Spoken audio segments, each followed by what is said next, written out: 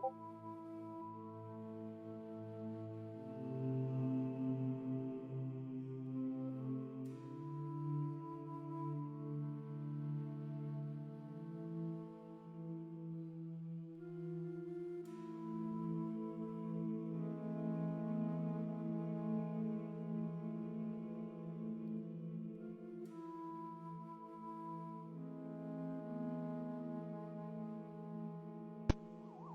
zombies are coming.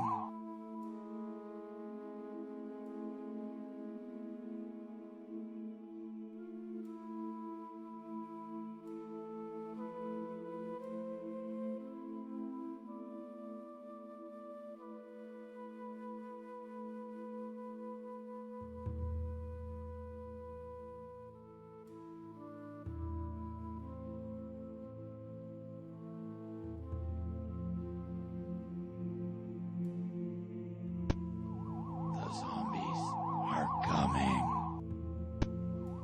The zombies are coming.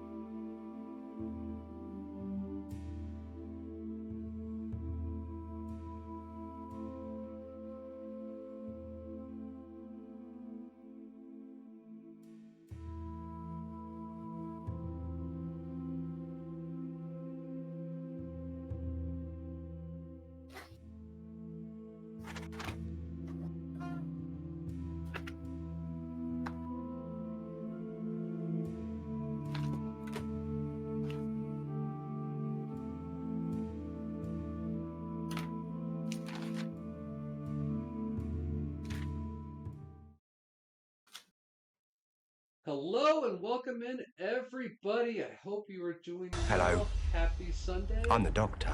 Hello. I'm the doctor. I love that.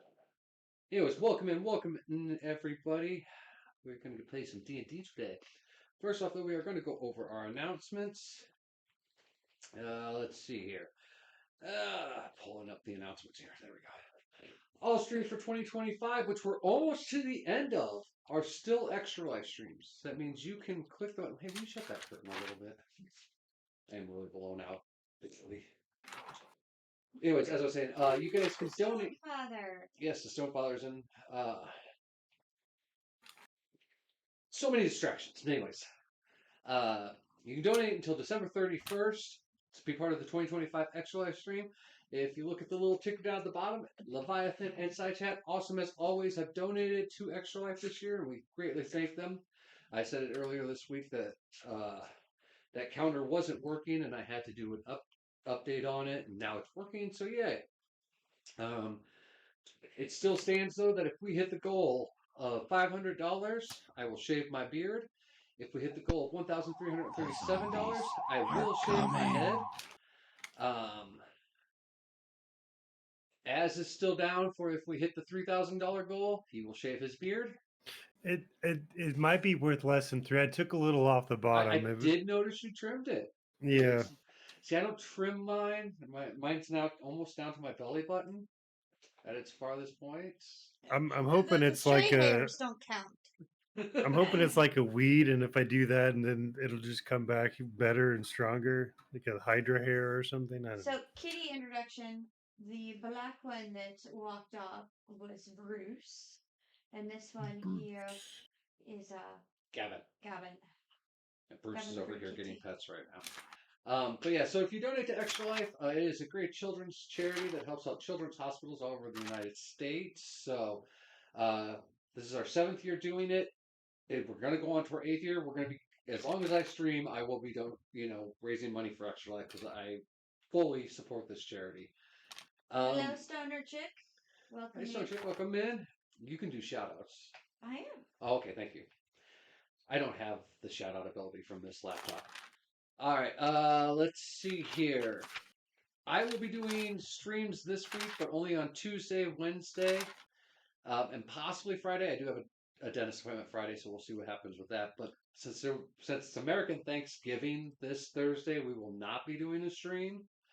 I had contemplated doing a kind of like what we do for Christmas, where we just have old video playing type stream. But I was like, nah, we're saving that for Christmas because we've got that with the Santa tracker that goes on for Christmas. So, speaking of holidays, December 14th, 10 a.m. Central Time, we are going to get together and we're going to do our holiday stream. Normally, we do a holiday D&D stream. We've done goblins, we've done festivals. This year, we're going to take it to a dark place. We're going to do Call of Cthulhu Christmas. I'm writing up a little campaign in the Call of Cthulhu tabletop RPG game. And we're going to have Shebe, Az, possibly D, and maybe 3 other guests. I explained this to my characters or my players before. Call of Cthulhu is best played with about 6 people max. I'm willing to go up to 8. I don't really want to, but if we get 8 people, cool. So if The you Stone Father says he will be here. It's the day after his birthday, or day before.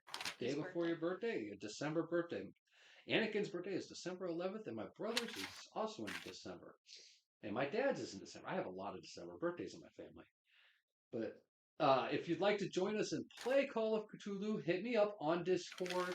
The only thing you will need to play is the same that you would need for D&D. It is a full set of dice. So, your D4 through your D20. And the main dice you actually are going to end up using is you use a percentile dice and a D10. So those would be the main 2 you would need. You don't need to be like Shebe and have a massive hoarded collection of goblin rocks. So, But there are 6 different rocks. technically there are 7 because percentile dice. Well, they're in the same set. Yeah, but the percentile dice is very important in Call of Cthulhu. So, but yes, that will be December 14th at 10 a.m. And like I said, if anyone wants to join as a player, hit us up on Discord. We will do something before the 14th where we'll all get together. We'll make a character. I can send out info on how, like, all the different kinds of things you can be and do in the game. It'll be just like when we do Vampire or when we do D&D. I have a wealth of knowledge, a wealth of materials that I can share to you. As long as they're not too big, I'm able to do them on Discord. If it gets too big, I will email them to you, as I've had to do with Az many, many times. So, and that will also include, because Call of Cthulhu is based, usually played anywhere between the 1850s to about 1922 time era, though there are a couple modules that go back as far as ancient Rome. That's a kind of my area of history, so we'll be sending you things that have to do with that time era that will be relevant to the story. Quite like we do here right now. Az has a map that his character has picked up. I actually drew out the map and scanned it and sent it to him. So we would be doing the kind of the same thing in Call of Cthulhu, where I will send you messages through Discord while we're playing. So, but yeah, so that'll be coming up. My streams this week are going to be BioShock and possibly starting BioShock 2. We have not heard anything on Hawthorne, but we have almost everything set up for Shebe to start her streams here soon. We're just kind of waiting on the game release, though I am going to go through and get her OBS all the way set up soon. Because we finally got her last piece, which was a new mic. And I bet you Az walked by his computer a couple times, maybe thought about it, but that was about the extent. That was about the extent of it. So we will keep you updated for when Az decides to re-click that button and come back as a streamer for the winter years. Well, It might happen. What's an introduction to the kitties? Oh, okay. So over there, this is Gavin Freekitty. That curled up ball of fur there, that's Grace. That's a little girl. That's Tabby down there in a box. There's 4 Siameses running around here, another 2 Panthers, and another gray and white. They're doing whatever. Gabby is very camera happy though, so. And then of course on Az's side we have Callie Tuna and Nix. Yeah, they are outside enjoying the robins scouring the backyard for worms. So. Yeah, Stop it, Gavin Gavin. likes. We usually have a little table by our window, and every morning I go out to feed the birds. I'm like, all right, Gavin, the bird show's about to start. And he'll jump up, sit on there, and watch out the window Gavin. because all the birds come for the food. So, Gavin. Gavin, you will have to stop being silly and get off the table soon. All right, so let's get back into D&D. Because You're I gonna think get that was all the banned from the announcements, table? unless anyone has any other announcements. I Gavin, do you have an announcement? No? Okay. All right, so when we left off, you guys had finally met the trickster. And you found out that she is cursed with an illness that is eating her away. And through years of studying for a cure and trying to find one, she has yet to find one. At one point, she made a deal with our favorite lich in return for releasing the doppelganger from the eggs. He would cure her. She did that. There was no cure. Surprise! So, No.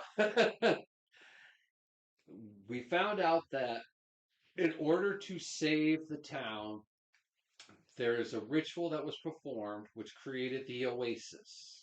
Which, as if you look on your map that I gave you, there's a giant square in the middle of the map that the triangle building is kind of pointing towards. Yeah. That's the oasis. I didn't want to write Gotcha. things on the map, but if you want to label your own, you can. So, the map we're talking about, we'll get to in a second. So, the silver dragons, at the cost of being a dragon and having her memories stripped from her, Evelyn drew in power that unleashed a burning wave across the city in hopes of destroying all of the doppelgangers. It also sealed life into the oasis, trapping her dragon side and her memories in there, but also all the people who were unaffected, who were in the oasis at the time, were sucked into it and are stored in there. So, with that knowledge, you guys kind of came to a point where it was like, okay, we can break that spell and free the dragon people and maybe have people help us, or we could go kill the last 50 of the doppelgangers, ensuring that they're completely wiped out this time before breaking that spell. And you guys chose that path. And you found out there were 50 because on the table, the trickster gave you guys a map. And that map, quite like the Marauders map from Harry Potter, showed the city and it showed 50 black dots. And she told you guys that that's them. And you watch as the dots move around. So you guys kind of have now a tracking system. And Tercel took that map wholeheartedly, ready to go out and fight the evil. He's like, this is mine. Hey, you guys made your way back down the wall, this steep wall staircase. Made your way towards the exit of the underground passage.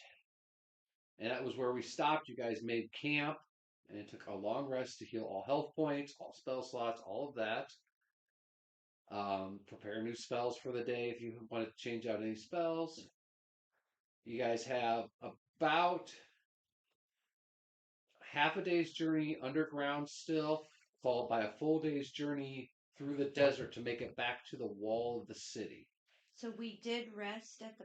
Yes, when you guys left off, we called it a full rest. Oh, okay. So. Yeah, I didn't have that either. Well, because there was nothing around you guys. You guys were just out there in the underground area, not far from the Baba Yaga camp. So, and I had said that it was almost a full day's walk from that camp to the hole you guys came in to go underground. So, you guys are like, well, let's take a full rest then. So that's where we left. So I will show you guys this map here. I'm gonna see if it'll show better on this cam.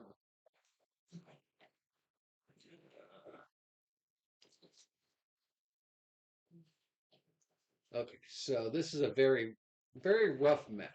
Now, Tercel, during your long rest, you have studied this map.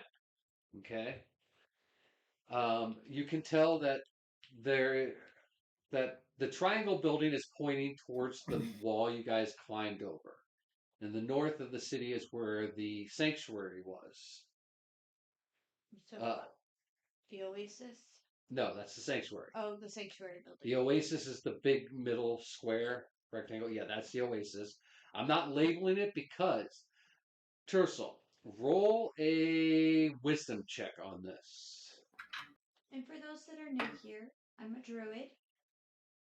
And Sarah and Tercel is a cleric. Kinda. He's not.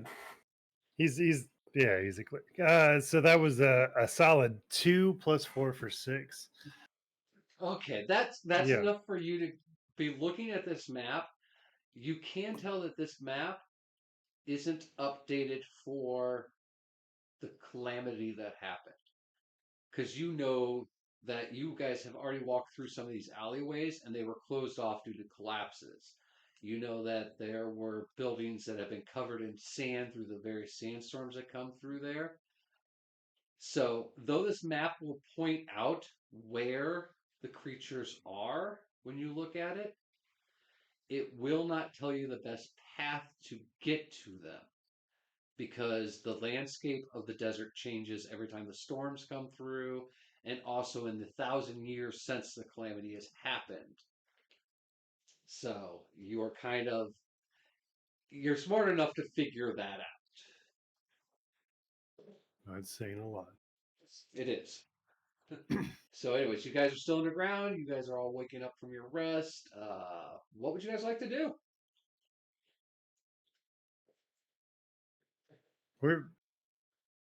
Are we out of the hole No, yet? you guys stopped Or- a little bit past the Baba Yaga hut area because I told you that it was a full day's walk from Baba Yaga to the hole. So you guys went on a little bit and then stopped, so that now we're going to see you guys about a half day walk to the hole, and then it's a whole day's walk from the hole to the wall. And it's a pretty straight path. If you remember, there were no monsters, nothing to worry about. There's some mushrooms around you. The river is flowing next off to one side of you, so you know it's going to be a peaceful walk. Because even overnight, while you guys camped, nothing moved. You didn't even get a hint that the Baba Yaga was still in this area. She may have went back to the Fey realm, for all you know. I say Well, we're we gotta get out of rested. this hole. We'll clean up with the running water. Enjoy the nice temperature down here. Because we know once we get out, it's hot as hell. Yes, yes. The temperature in this cave, though a little humid, is a million times better than the harshness of the desert. So,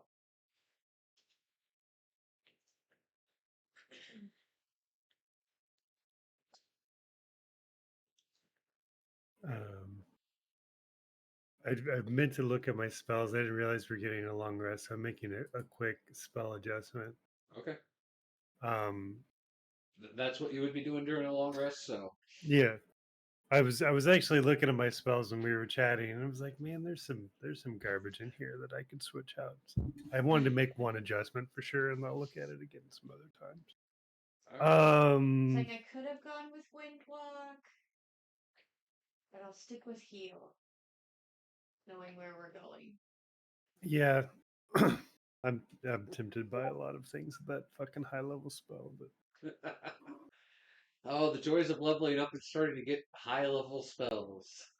I want to be predictable, so the DM can base his planning around what he thinks I've got.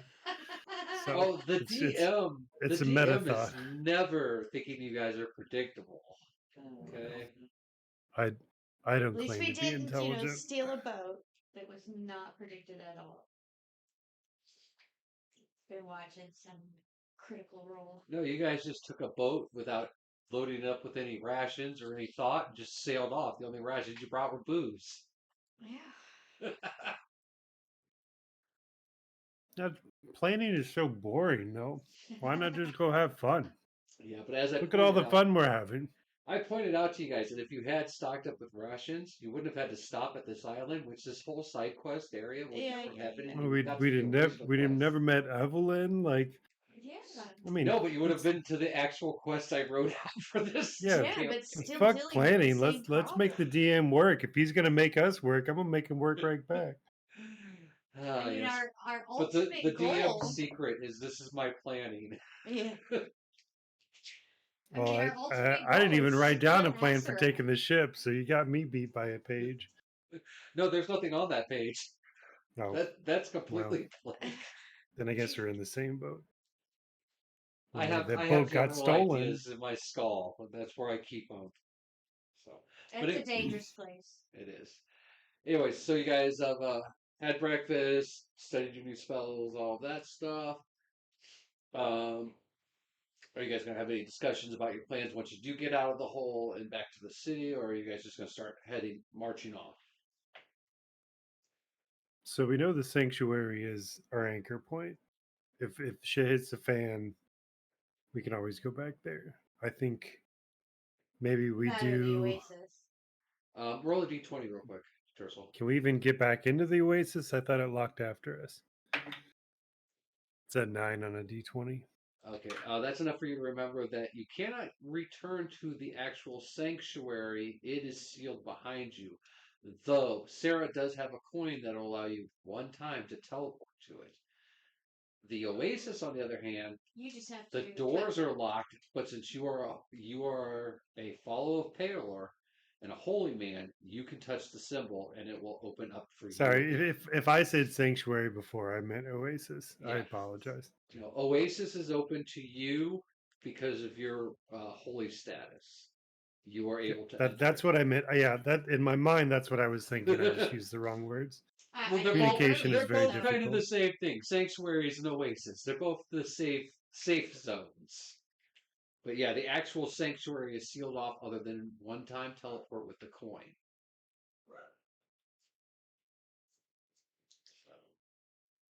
Or So yeah, sacrifice your it kind of put her back to the Oasis and um, you know, go and quadrant by quadrant cleansing until we're caught up, I guess.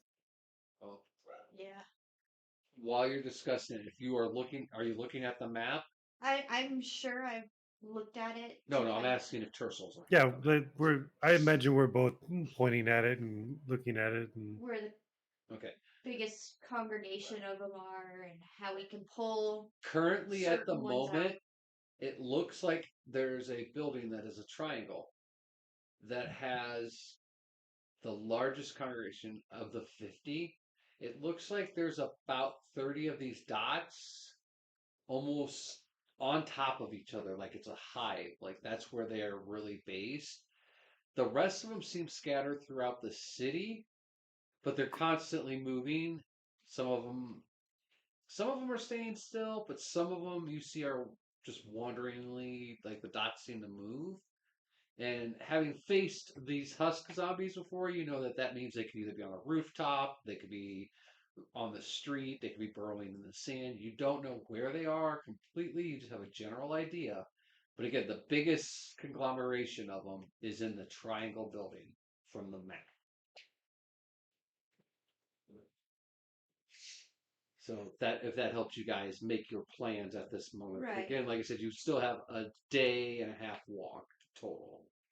But I'm just saying, it's, some ideas on how to lure some out of that triangle building so that we're not having to fight all 30 at the same time. Yeah. Like make some noises to draw some out. I'll have you throw a wisdom check while you're discussing that then. That is a 17 plus 4. All right. So while you're looking at the map and you're thinking about that idea of, drawing them out of the triangle, it comes to your mind that you guys haven't even seen that triangle building. It was on the farthest side of the town that you guys never even went to. Could be buried. Well, and as you're watching it, you do see that there are several groupings, like I said, moving around that you will have to get through to even get to that building first. So that info kind of is pointing into your brain. You're kind of thinking about that as it's happening. I just, we're discussing that, we can get groups at a time. Yeah. Well, I'm But saying when we get to that large number, we're going to have to separate them out. yeah.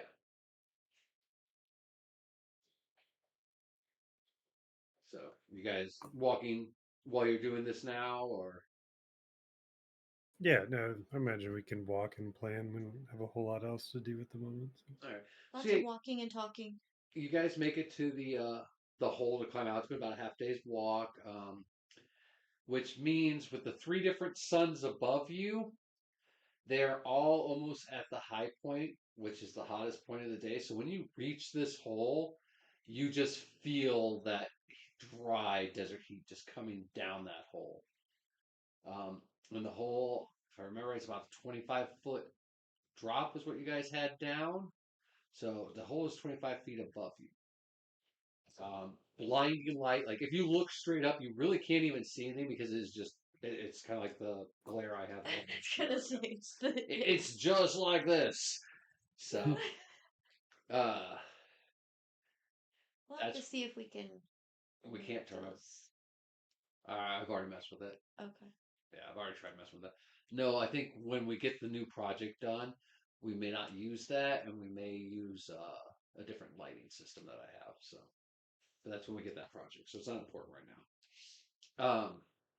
Anyway, so yeah, you guys are at that hole. With it being practically midday for every sun, might want to wait, discuss how we're going to get out of this hole until Yeah, at least one of the suns isn't bearing down. right. Okay. Roll a wisdom check. Oh, that's a 7 plus 4.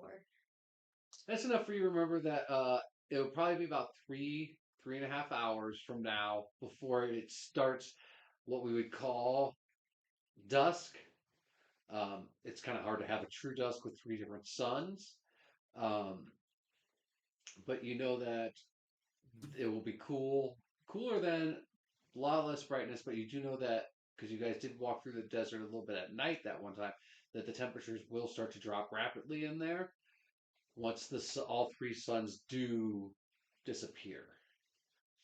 I didn't think actually all three were down at the same time. They're not. There's one point in the day where they almost all perfectly line up, which is where you guys are now.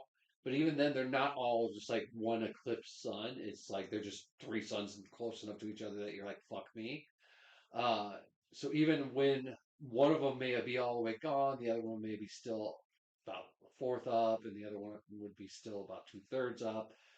And by the time those two go away, the first one's already coming back through. So it's Right. So it's just I want to wait long enough that it's not the hottest part. yes, yeah. So that's what I'm saying. You were thinking it'd be about 2.5 hours, maybe 3 at the most, before you guys would want to start walking out in that sun area.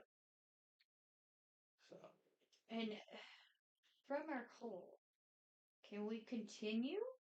yeah, from the hole, you guys can walk straight back through the desert to the wall that you guys had to climb over.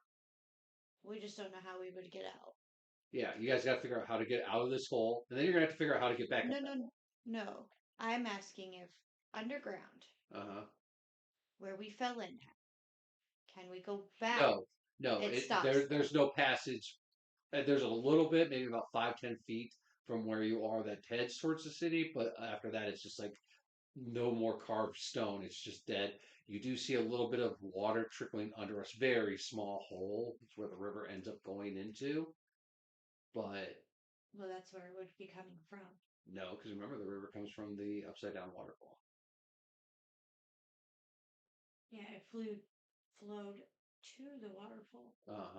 So yeah, it would come from that small hole. There you go. You're right. Okay. I'm replaying this backwards in my head. So, but yeah. So you know that that's the source of the water is behind that small hole, but you guys don't know where it is because, like I said, there's a solid rock wall there. And you guys don't really have digging tools, nor would you probably want to start mining in chance of causing the desert to cave in on top of you. Anyways. And then that ends your guys' campaign. You all die in the sand. I can What a way to misty step go. myself. And I know Evelyn can dimension door with somebody. And there are 5 of us. There's you, Doggo, Tercel, Hannibal, Evelyn. Right. So 5 people total in That's your what party. I said. I know. I was trying to make sure we had all the dice and everything out there for them. But we do have this climbing equipment. I could, we could haul the dog up. Well, remember, Evelyn could always vamp up with Doggo. I don't want to have to use all her spell slots. No, you were just saying that she could dimension door up. Any of them. Yeah, but I'm saying she could take Doggo, so you guys don't have to try to make a harness every time for Doggo. Okay, but somebody can just climb up. Well, you're gonna. That way, she only has to use her spell once. I can Misty Step up. We could throw a rope down to bring up Hannibal and Tercel. Yeah, that's what I was saying. I'm just saying, instead of making Doggo have to get tied up every time to a harness, you guys could let Evelyn do the I'm vamp. just thinking there would be another humanoid helping get the others up. Yeah, if you're Misty stepping up, she could be up. I'm such a big help at my 2.5 feet tall. You could help hold the rope.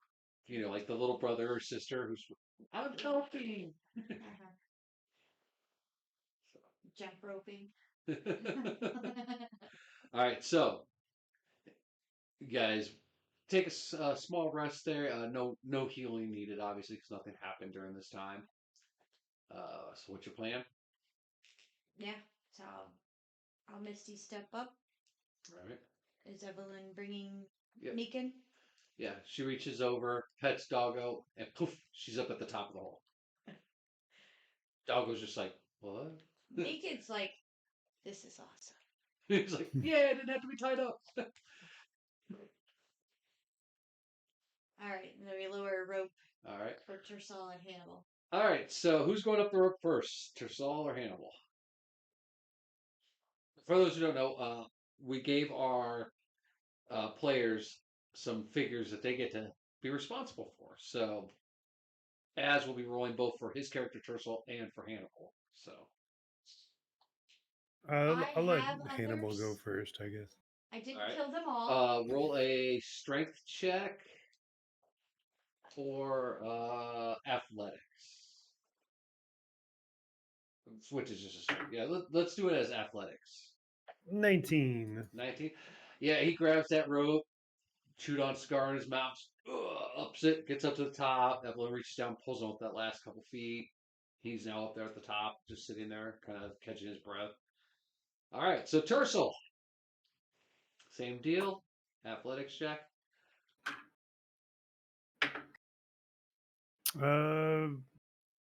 Athletics. Was that strength or dex? It's strength. Okay, so that's 10. 10. So we're carried. Tercel, with all of his great strength and heavy plate armor, he said kid in Gymcast makes it about halfway up the rope before his arms really start to shake. At that point, let's see here. Evelyn will just start pulling the rope up. Her strength. We need to do this at the waterfall. Let's see. I'm a terrestrial creature. I'm not supposed to be climbing things. Be grounded to the earth. As long as you're hanging on to the rope, Evelyn's able to just pull that rope up like you weigh nothing. Nice. So, yeah. In a couple of minutes, you're just, as you're hanging on, trembling. I will have you roll one time for the pull during the pull up. Let's say it is Just a strength check to see if you hang on. That would be 4. You start to slip as you get to the top, but Evelyn reaches out fast enough and grabs you and lifts, literally just as she was lifting a child, just lifts you out of the hole and puts you on the ground. Kind of dusts himself off. He's like, I gotta stop following you people places. Oh, God. While you're muttering that, doing that, Evelyn reaches down and pats you on the head. Aw. I hate this place. All right, so yeah, you guys at this point, like I said, it will be getting darkish soon and colder. You do have about a day's walk through the desert.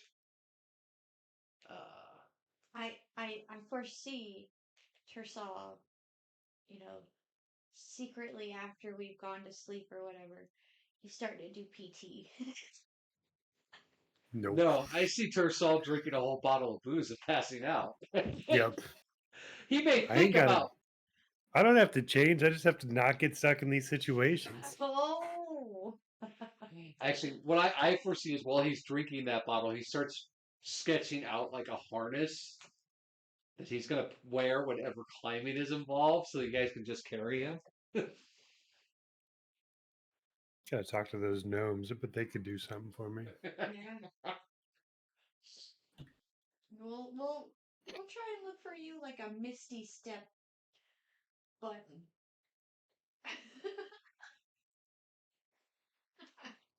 It's got like one Maybe charge that's not. rate. Maybe that's not a good idea after all. Maybe I'll stick with just staying on the ground. Alright, so you guys gonna continue trekking through, like I said, it'll be about a full day's walk to the wall. Yep. Alright, Taking breaks as we need them. okay. We did yeah, fill up waters at the stream before we went up. you guys had already done that when you had stopped, so I'd say that you guys should have enough water to make it through there. And since it's not the hot time, uh, and if you guys are taking like an hour break as you guys go, it'll take a little bit longer. We'll say almost a day and a quarter now to make it there. You will be walking through some hot time, but with the breaks, you won't hit any levels of exhaustion. So you will reach the wall without exhaustion, but it will be hot by that time. And it's a pretty unproductive, slow march through it. You guys do keep an eye on the sky. Roll a perception check, both of you. We do sleep at some point, right? That's up to you if you want to take a long. Well, you're long- saying we would be walking for Well, over you a said you day. want to take a small break, so I figure you walk for like 4 hours, take like an hour and a half break, walk for another 4 hours, not sleep but rest for it. That's how you don't get exhaustion, at least. Yeah, if you guys just power walked it, you guys would reach exhaustion level 1. All right, what are we rolling? Perception. That one. The sun, the sweat has gotten into Tersel's eyes. He can't wipe his forehead because there's got a gauntlet on. And he's just like fucking. 17, 18 if it's an illusion. It's not an illusion.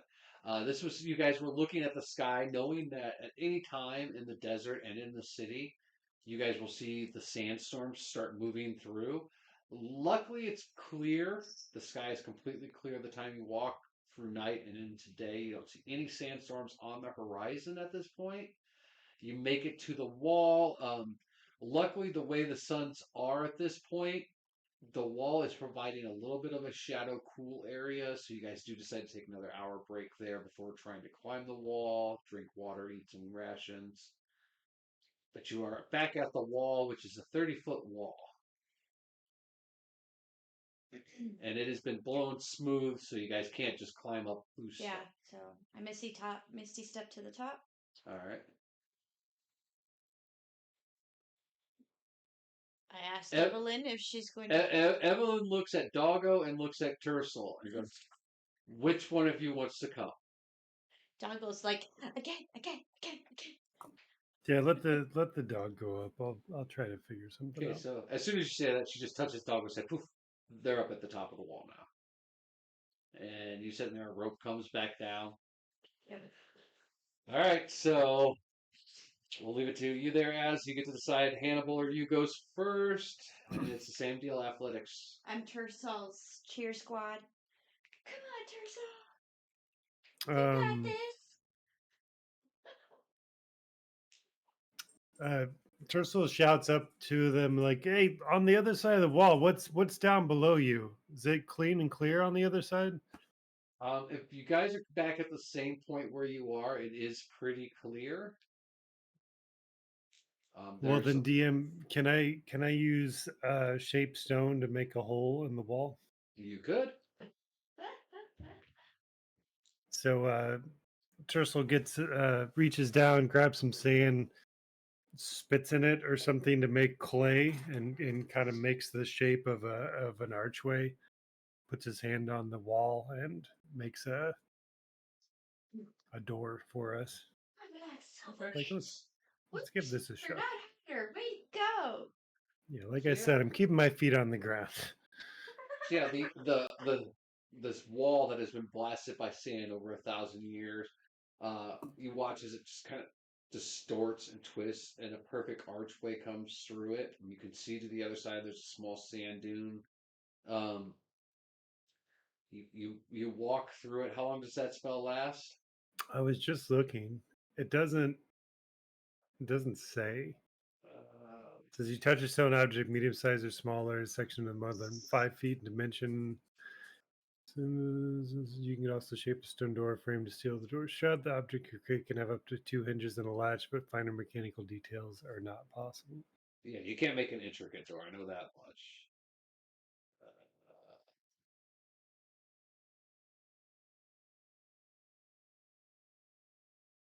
I mean, I'd be fine with saying we get to the other side and crush my clay figurine and it returns to normal or something, but that might be overpowered. Stone State. Yeah, it doesn't actually have an end time. It just says it's an instantaneous spell. It's not concentration, so I'll leave it to you whether you want to seal it up behind you or if you want to leave a new archway in this door. I'd like to seal it up behind me. Okay, so yeah, Military protocols say leave no open entrance because it's so behind yeah, you. in your hands you kind of squish back the clay thing you built, and you watch as the wall. This is, of course, after you and Hannibal make your way through it. Yeah. No one's trying to walk through as you're like. Yeah.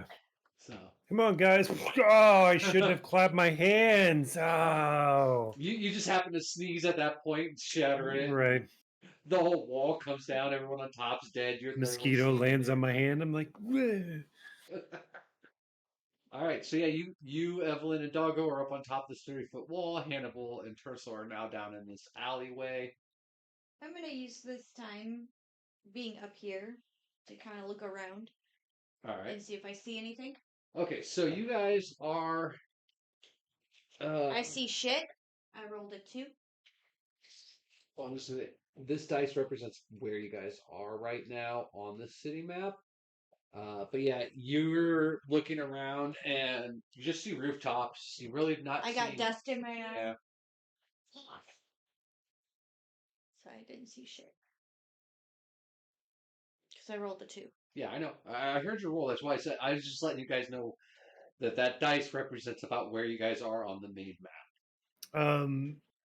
So this is roughly where we left the city This is so long ago. this is exactly the spot where you guys walked out. You And guys, so- you That literally wall with the you building. set a straight path from the hole. You didn't go right or left at all while you're walking. You just went straight from the hole, knowing that would lead you right to the wall.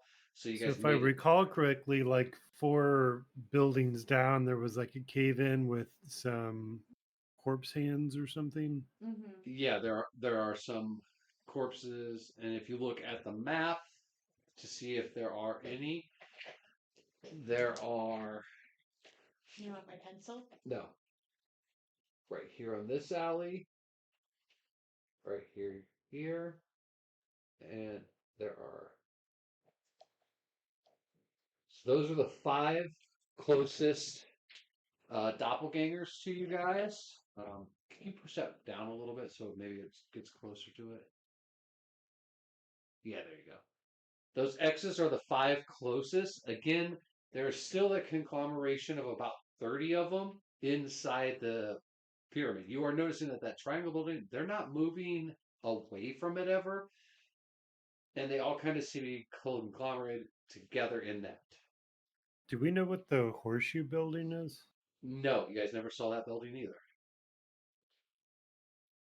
Like I said, you guys never wandered to the far east side of town.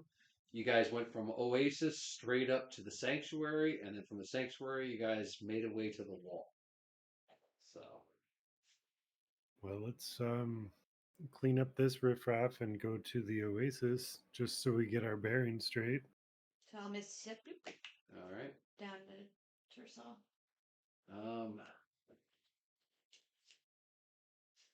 See how many more times she can use this.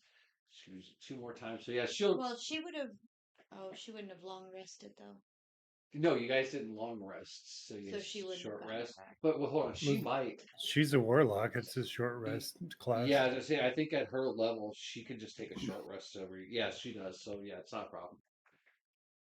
So yeah, because she's pretty high level. So, but yeah, so yeah, she again pets doggo. Um, roll a perception check as she pets doggo. Sarah, Am I doing it or is he? she's gonna bamp doggo now, but she's petting doggo real quick. That's how she pets him before she bamps him down. 16 plus 4. Doggo, every time she pets him, knows that he's going to go on a little ride and is falling in love with this woman who gives him a head scratch and then he's magically in a new place. He loves it. It is the greatest thing. So yeah, she pets him and she's down there in the alley next to Tercel along with Doggo, who's just like, yeah. I'm really gonna have to figure out if I can learn that one, Evelyn. And dog speak, doggo's like, my last owner used to put me in bondage and take me on trips. This is much better. Yeah, we may have to roll a roll to see if Doggo decides to change the loyalties of who his new owner is, because he's really happy about this teleport. I'm joking. He's bonded. So I went to the desert and I met my new dragon mommy, and everything's so much better now. Not only do I get to go just magically places, I can ride on Dragon Mommy's back. Yeah. And there's so many things to pee on out here. Nobody cares at all. Right. You're not getting donuts. Go away. Go. But she wants donuts. No, this is the dog. The cats could care less about donuts. No, don't Give give it me time. sad eyes. Just go. Give it time. Kitties love donuts. All right. All right, so yeah, from where you guys are, you know that there is one uh alleyway that's just a little bit down, and there's definitely one of these creatures there. And then on the next street over, which you can't get to directly from where you are, you would have to go through that alley down or further down at least, because this is where that building has collapsed. So Hey, which one is Sarah. collapsed? The ones right in front of that die there. No, no. This one? Yeah, And there's this one? that alleyway is filled in because there's a collapse. So you guys know you can't go through there. Let's say let's conduct an experiment. Let's try to stealthily get close to the one a little down from us, and let's see how much noise you have to This make one. before it. No, because that one's on the other This side. one. Yeah, Yeah, that one. that's the one that's in the alleyway you guys would have to go through. Let's see how much, like, how they react to noise. If they're gonna come for noises, if we can use a luring technique. If we do a certain amount of noise, are they linked to all 5 of them, or like synaptically linked so they all come to the same noise? Well, we'd have to make it a small enough noise that only he would hear it. Right. I will Let's see. pass without a trace. Okay. And that gives you a +10 to your stealth rolls. Okay. So I'm going to do this real quick for you guys. So I'm going to say Tercel.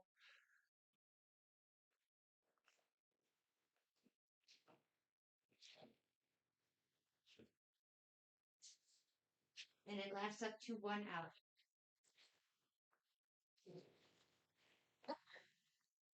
I think I have to stay within like 30 feet of you or something. 30 feet. That's my druid's favorite spell. So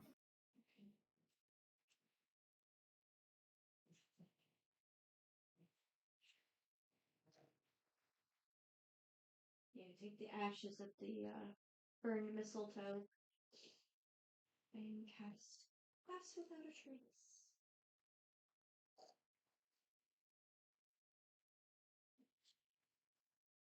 Since you guys know he's already there, that's going to be where he's at. And the other one is right there. Yeah, he's on the next street level. So on the other side of the building. All right, so yeah. As you turn the corner quietly, uh, I'm gonna pick up a little rock and kind of well, hold on. toss it down. Before you do that, since Tercel's in the lead, Tercel roll a perception check. and I've got my shield on and at the ready. Oh, fuck. 8 plus 4 for 12. 12. As you turn the corner, you see that there is a large sand dune with a little bit of rubble in it, right about where you know on the map this creature is. So this one seems to be buried under some sand and rubble. So you're from your memories of before. This is where like a hand had come out of the sand and tried to claw at you guys. He's not moving around.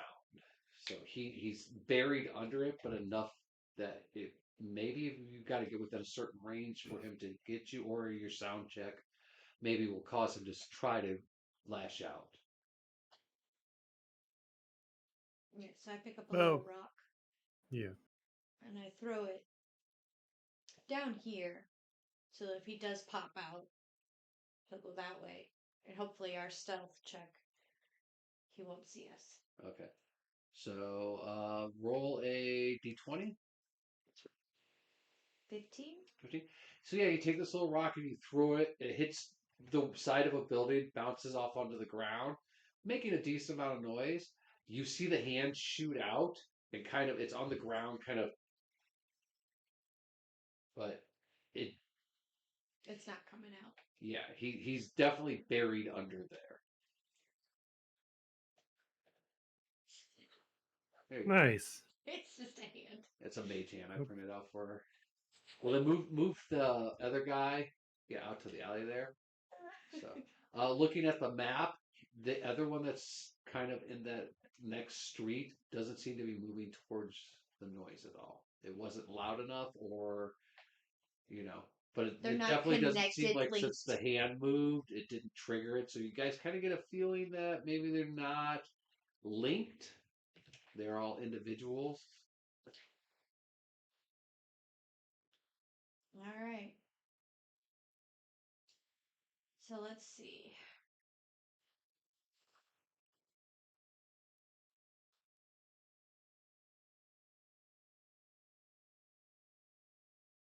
I have a sickle. You have a sword. I have a mace. He has a very special mace. What does Evelyn have? Evelyn carries. I know she carries a whip. And she carries. They were totally not judging her on that. Like, you, whatever. Oh yeah, she has a very special sword.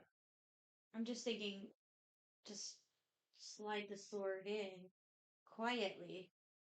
She has a sword you guys haven't actually seen her use yet. She has a whip that you have seen her use that does a lot of crazy shit. She has a short bow on her, strung over her shoulder, and she has at least one dagger that you've seen her use.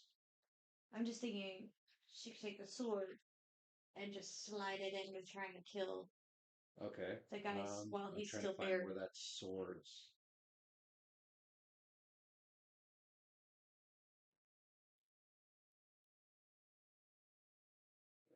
that sword? I see where the dagger's listed in here, and the whip and all that, but let me see where the sword's abilities are listed. Because yeah, the sword is actually.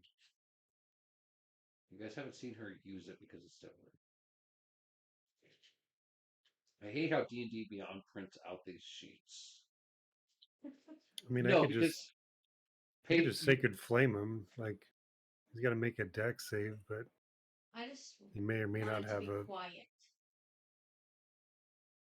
Yeah, well, I don't. this. Let me look this up quick.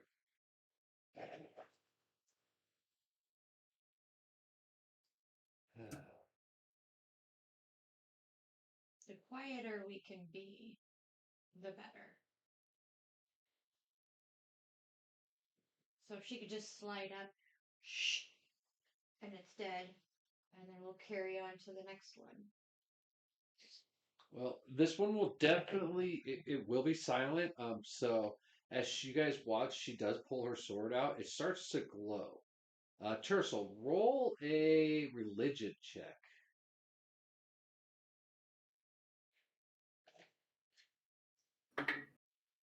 13. You definitely get a sense of holy power coming off of this sword.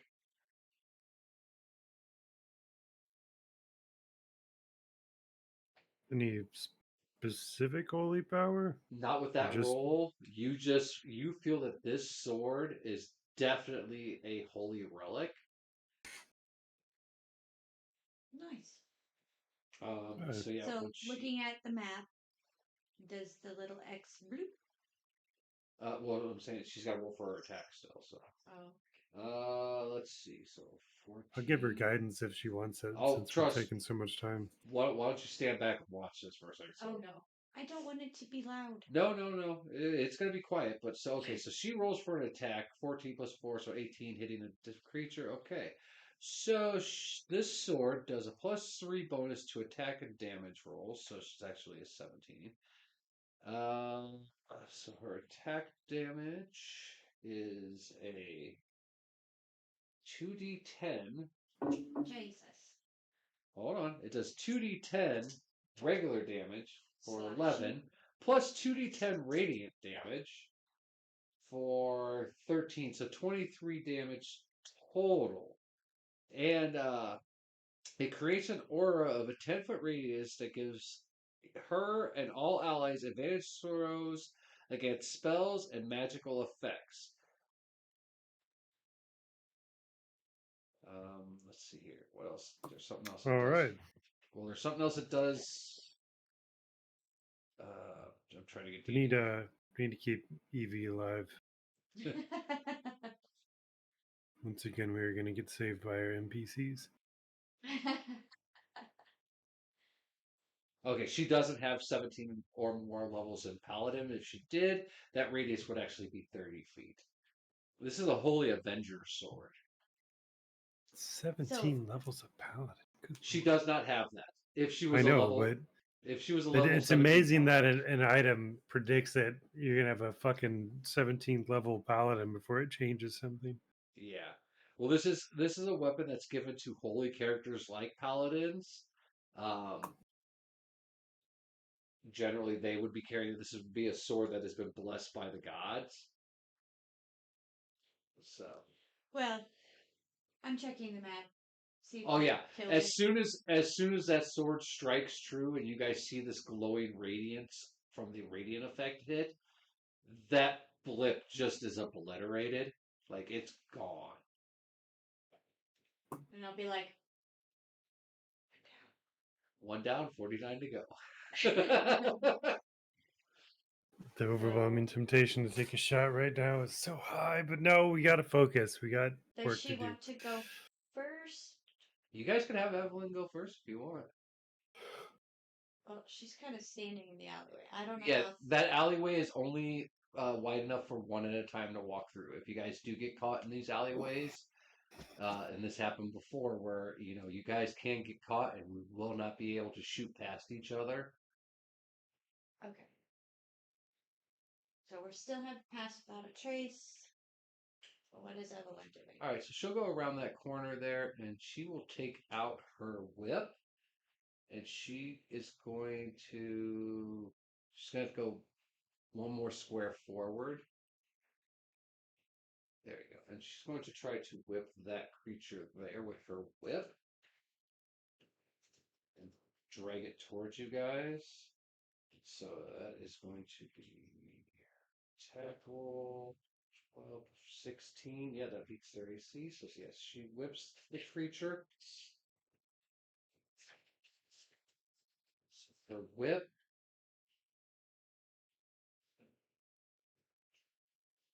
Okay, so when her whip hits, if she hits a creature with the whip and deals damage to the creature, she can reduce its speed by 10 feet until the start of her next turn.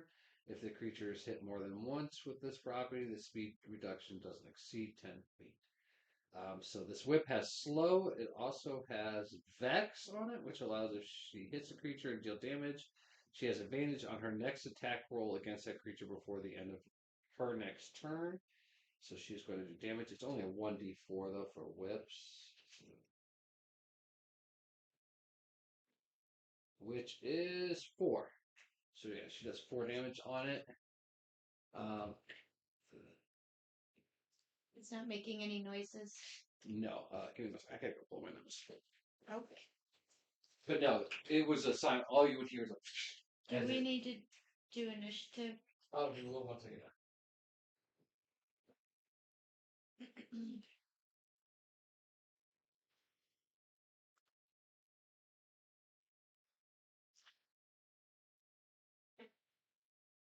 That'll kind of tell us who's going in the alleyway.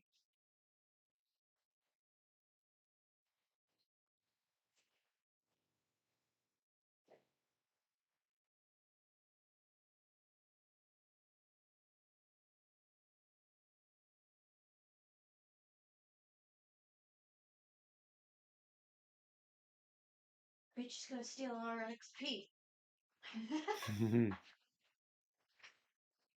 Fucking kill hog.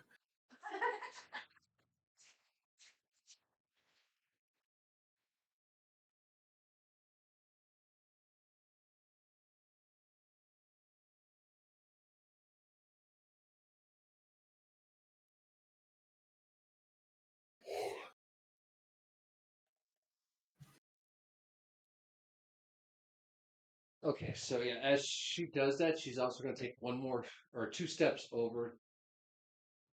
Yeah. Oh, it'll only be one to the next building. So I was gonna yeah, say, 'cause just clearing the way so you guys can get out of the alley.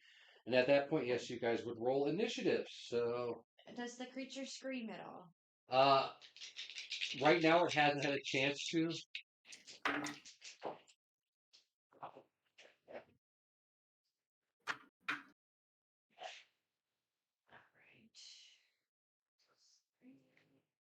Dirty 20 for Sarah. And 16 for Meekin.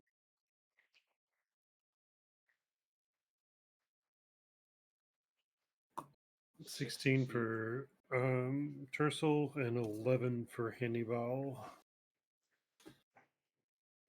What was yours? 20. Yeah. And what was Hannibal's? 11. 11. All right. So Sarah, you're up first. Alright, so I'm gonna go to here. Is that at 10 feet? You would be around the corner of it still of that building, so you wouldn't see the creature. Like if I was at the edge, at the corner, I could see him. No, you would be at the corner of the building, so you'd be right at the edge of the wall. You'd have to still peek your head around. Think about if you're at the side of a building, you would be here, and he's over here on the other corner. You guys aren't. There's still like a. No, I'm on this side. So I'm on this side of the alleyway, and he's there. He is behind. You're behind a wall of a building here still. He's still behind here. You'd have to walk out to here to see him, unless you're just peeking your head out around the corner. Because he's still around the corner. So are you. So there's basically a corner where you guys wouldn't see each other. Okay.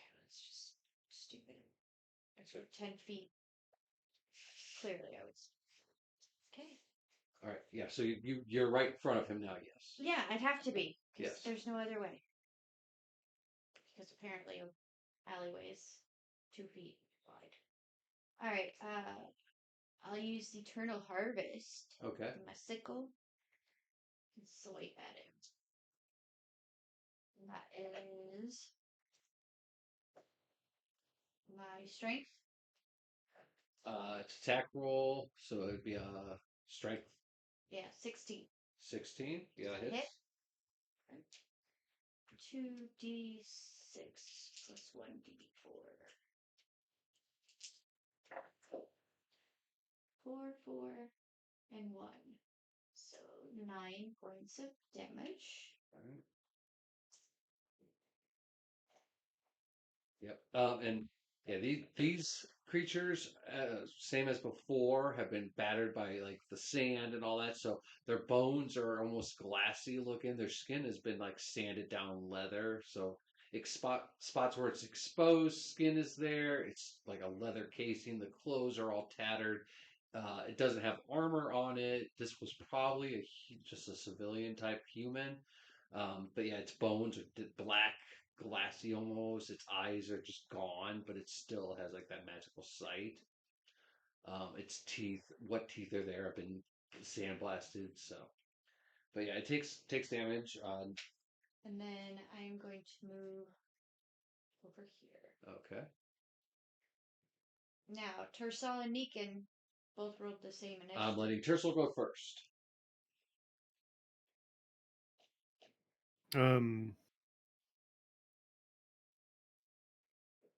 I guess I'm just gonna walk up and whack him. Tursel's You not get gonna unleash advantage. magic hell until Okay. he You will needs be at to. advantage in this case because yeah, he is surrounded by everybody. So I would have had advantage too if yeah, I had thought about it. I could have you didn't rolled. need it, but yeah. Uh, 13 plus 5 That hits. for 18. Like I said, this Now one, is that advantage? this guy doesn't. No, he doesn't need advantage on this one. Well, Unless if he's he trying to roll gets for a nat a 20. nat 20. Yeah. That was with advantage. Okay. But yeah, no. That's This one my- here, like I said, he doesn't have armor on, so he has very low AC. So We are trying Look to up be a little bit something quiet. real quick.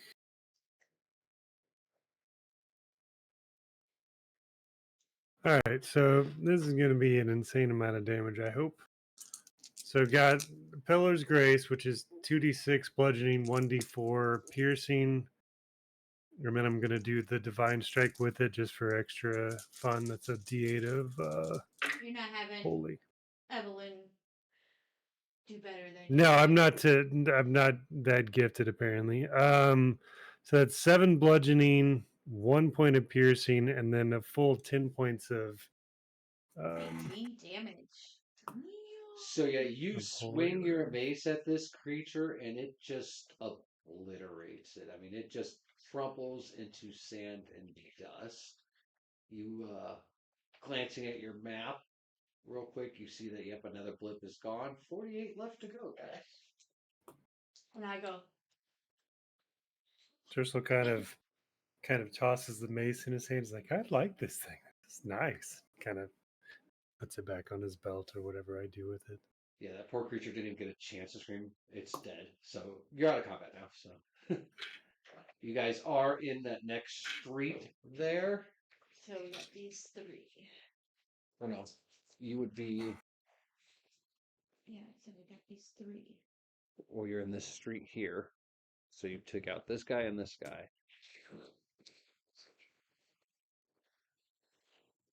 So you cleared this area here. There are 3 over, that from this next alleyway, there's an alley here and an alley here. You guys are all right here, so you can see down that alley where one of them is.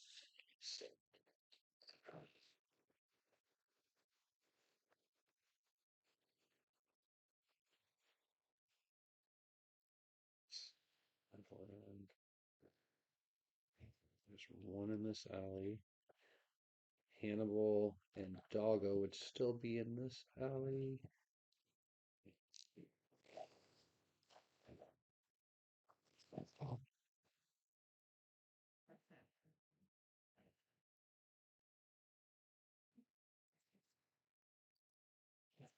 All right, so they're not linked. Do we want to see Okay, so how there, and you how know that long there range is their hearing is? 3 of them around this. You see one at this end, but there's 2 more that are behind this other building where you guys are. I just grabbed minis. I don't feel what they are. Looks like it's a I believe that was. one time was a blacksmith. I think that's actually one of the Witchlight characters minis. But yeah, you guys are in this street here. If you look down up north, you see the wall to the sanctuary. Behind you, south, the road goes down to the next area. There's an alleyway. You know that one of them is just right on the outside of that alleyway, and you know by the map that there are 2 more around that corner. I'm going to use my bow, my crossbow, Okay. and attack this one.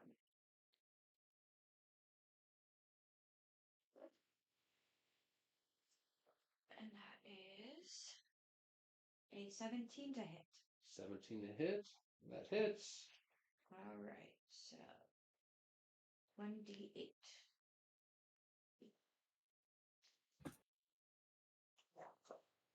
And that is max 8 points. All right. So yeah, your bow hits, strikes and hits true on this one. It turns fully into the alley. It sees you and lets out this god awful screamy clicky noise, which alerts the other 2 that are down the street there. Are we So just keeping our same initiatives? nope, or- roll a new initiative.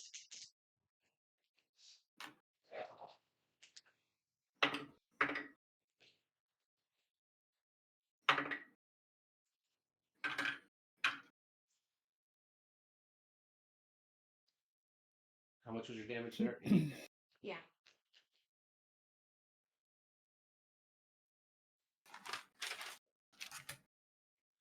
Sarah got 19. Negan got 13.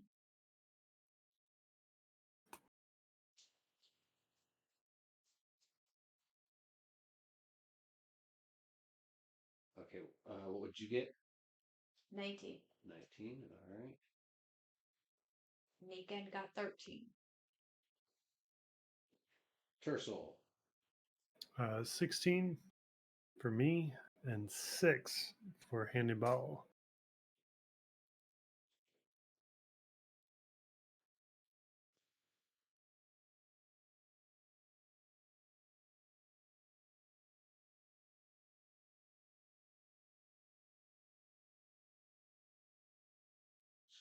Me, Sarah, Screaming Zombie, Tercel, Doggo, 1 zombie, 2 zombie, Hannibal. Okay, got it all. Let me play season here real quick.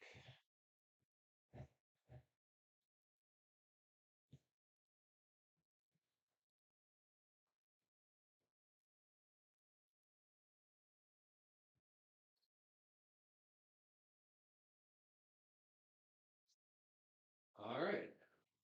Evelyn is up first. She is going to. She's going to go around this way. Make it right to here, coming around behind the zombies that are there. And she is going to cast Eldritch Blast at both of the 2 zombies that are in the street there. She hits one, misses the other. So it's 1d10 for her on Eldritch Blast. Be right back. All right. So she does 10 points of damage on the one closest to her, which is this guy here. That. All right. And then it is your turn. All right, I'm going to use a fire arrow All right. and shoot at that guy again. All right. And that is 14 plus 4, so 18 to hit. It hits. Alright. It is 1d8 for piercing. So 6 piercing. And then 1d6 for fire. 3 fire damage. Okay. So for a total of 13? Yeah. Huh? Or no, it'd be 11. 6 plus 3. 6 plus Yeah. 9. Okay, 9. sorry. All right. Yeah, this creature, he's engulfed in flames, but he's still screaming. I'm still screaming I got like bonus never actions. did. What? Bonus I just letting you know from that attack, he's He's on fire. screaming again. He's still letting out that god awful clicking, screaming noise.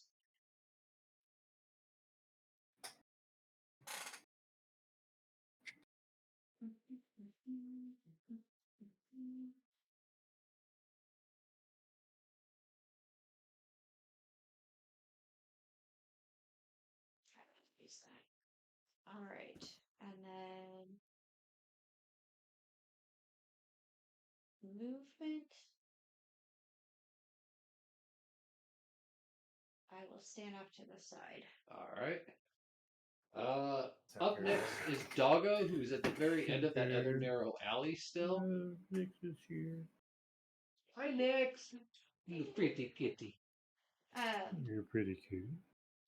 Doggo's just gonna hold. Okay. He will do a bite attack if anything comes down this way. All right. All right. So then it is going to be the one zombie who's like got his fist up, the one you were questioning about. He's gonna go. He is going to Yeah. move closer towards Evelyn. So we move him. It's the one that, yeah, This one? yeah. He's gonna, yep, there you go. He's going to take a swipe at Evelyn.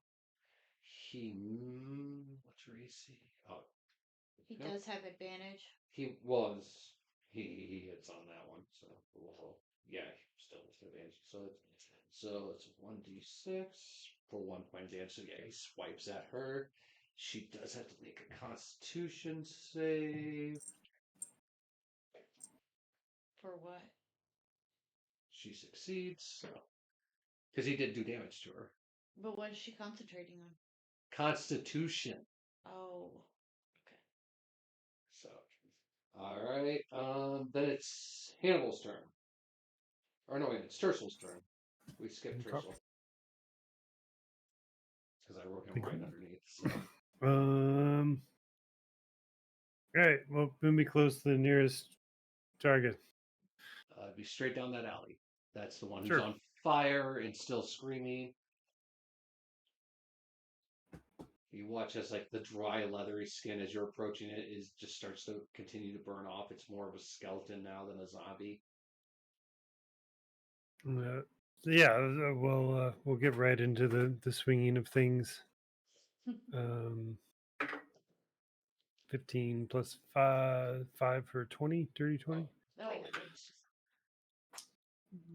26. I could just do divine strike every turn. Is that right? I think you can at this level.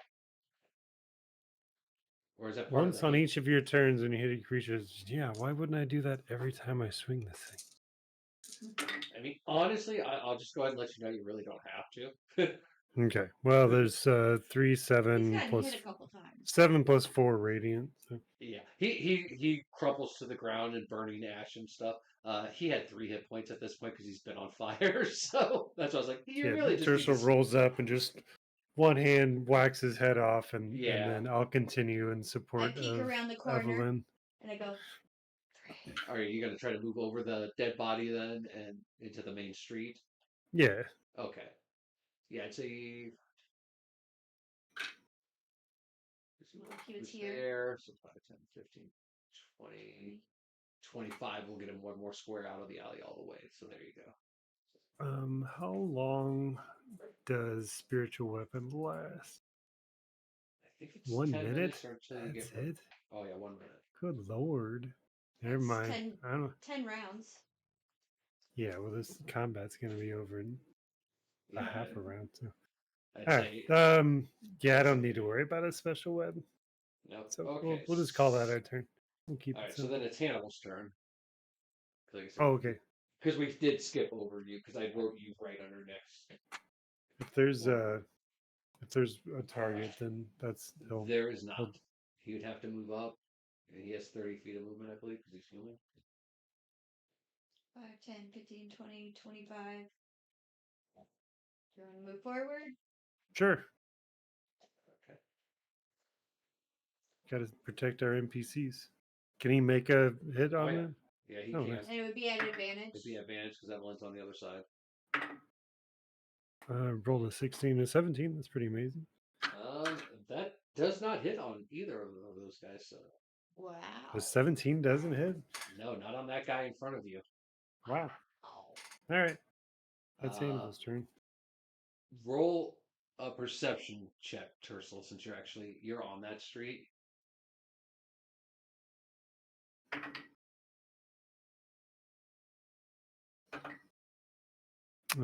17 plus 4 for 21. Yeah, as you're looking, as Hannibal goes to swing at the one in front of him, but you see both of these zombies down at the end of the street by Evelyn and Hannibal. They're both wearing the armor of the plate mail armor you saw in the sanctuary.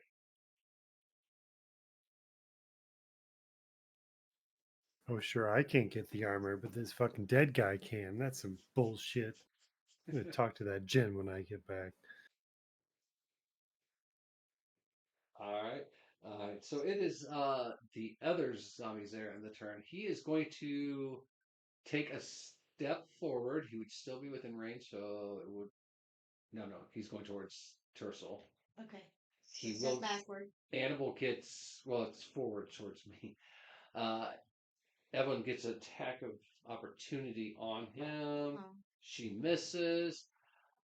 He is going to swing at you, Tercel, with his claws.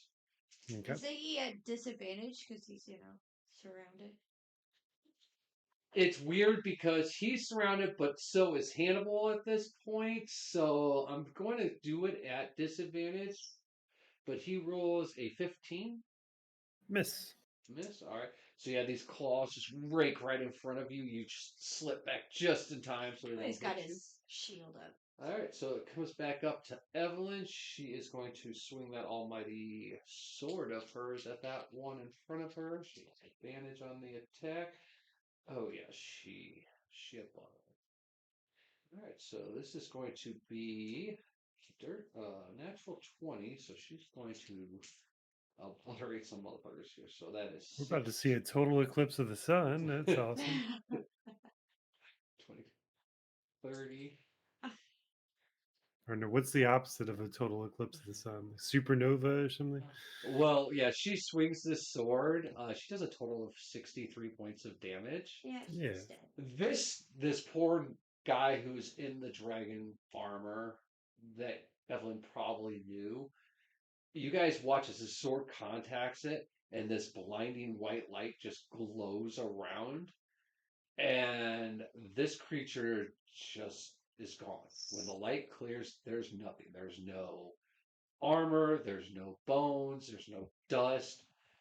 She's just standing there with this like cold, determined look on her face as she looks up at the next skeleton, and she's going to raise her hand with her bonus action and fire 2 Eldritch Blast at it, which both of them hit. So those are D10. Yeah, 1d10 with force behind them. So 5 and is it 14 damage on that bad boy? So, yeah, this thing takes 2 hits to the chest and actually gets pushed into you, Tercel. So It's not picking up. is it not picking up? Now it is.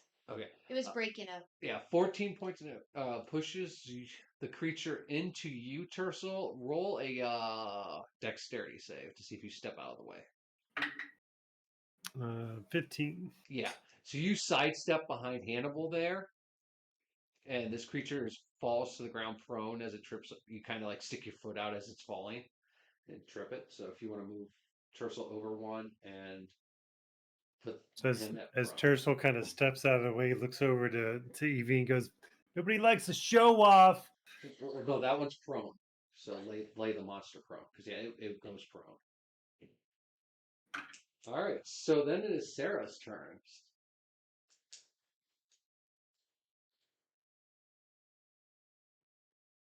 I'm gonna step back here. I watched that guy fall.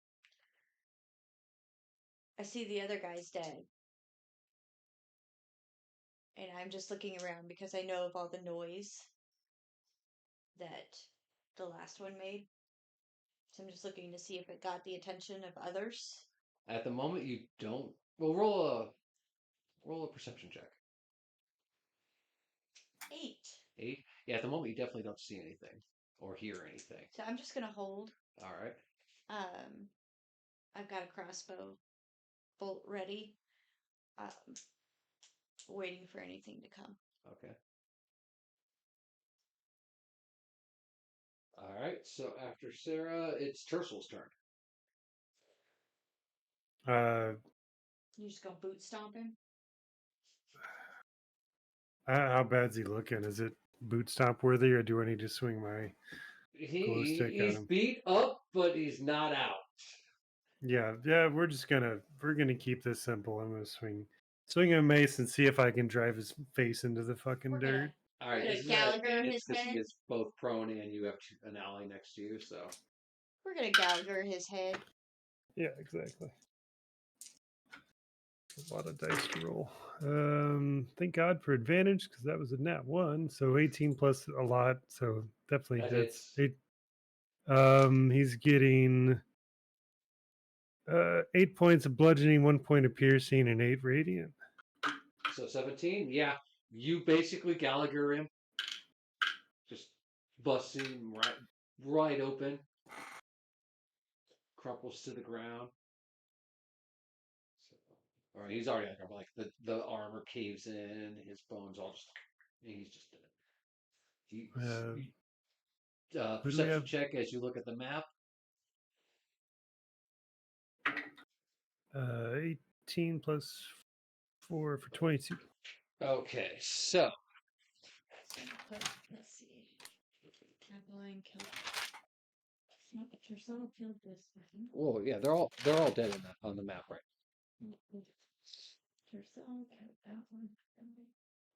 Okay, so on the map, you now see that there are, because there were 30 in here, so it's 5. There are 10 of them that have all started to run out of this horseshoe area. And you see that there is a group of 5 of them over by the sanctuary. And that big conglomeration is just still hanging out in this triangle building. But as you look at that, you kind of hear eerily over the city a loud, like a chorus of the screamy, clicking noises they make. They've definitely heard their one companion scream out, and they seem to maybe be making their way towards you, all except for the large group that is in the triangle building. And with that, we're going to take our first break, so everybody can go pee, get drinks, stretch your legs, and we will be back in a few minutes. Where are they? Yeah, you guys are that dice. When we use this map, we'll use that dice as where you guys are, unless you split up. Then we'll have to put extra dice. But anyways, we're going to take a break. We'll be back in a few minutes. Cool. What are you doing? Me first.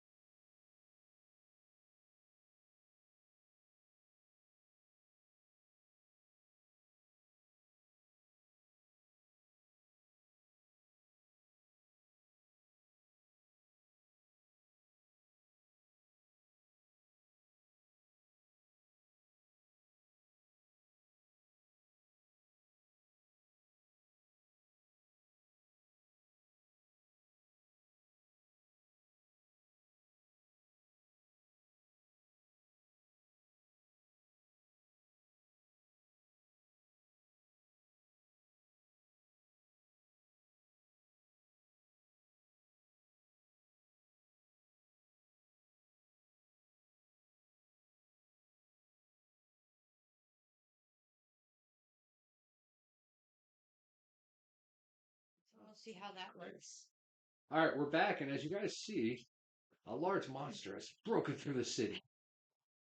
Oh, long screen. But yes, it is a very large monster. I told you you needed to get down. Here, put this cam in front of his face real quick, if it'll reach.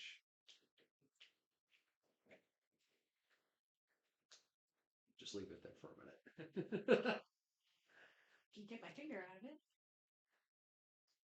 You can swivel it.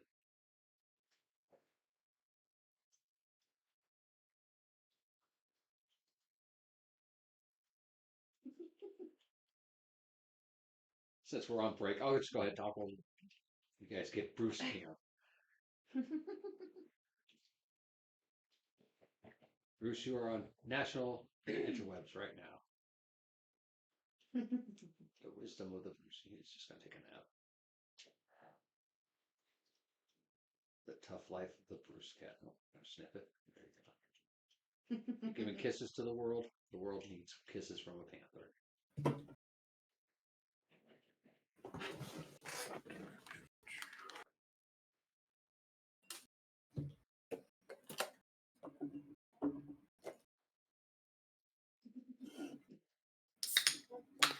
God. So yeah, while you guys took a break, a wild creature broke through the center of the city. The city is caved in completely, and this large black void is there. Drawn by the sounds of battle and chaos, she has decided to go blump on everybody. He's sleeping right now. He literally shut his eyes. He's like, "Fuck it, I'm done." Bruce, Yeah. we're gonna need you to move, buddy. What is Come on, it? Bruce? Is it Balik? Did you fall? Huh? Or Bast?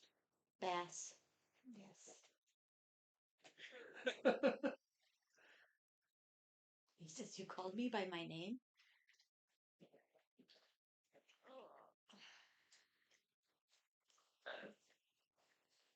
All right. Well, for now.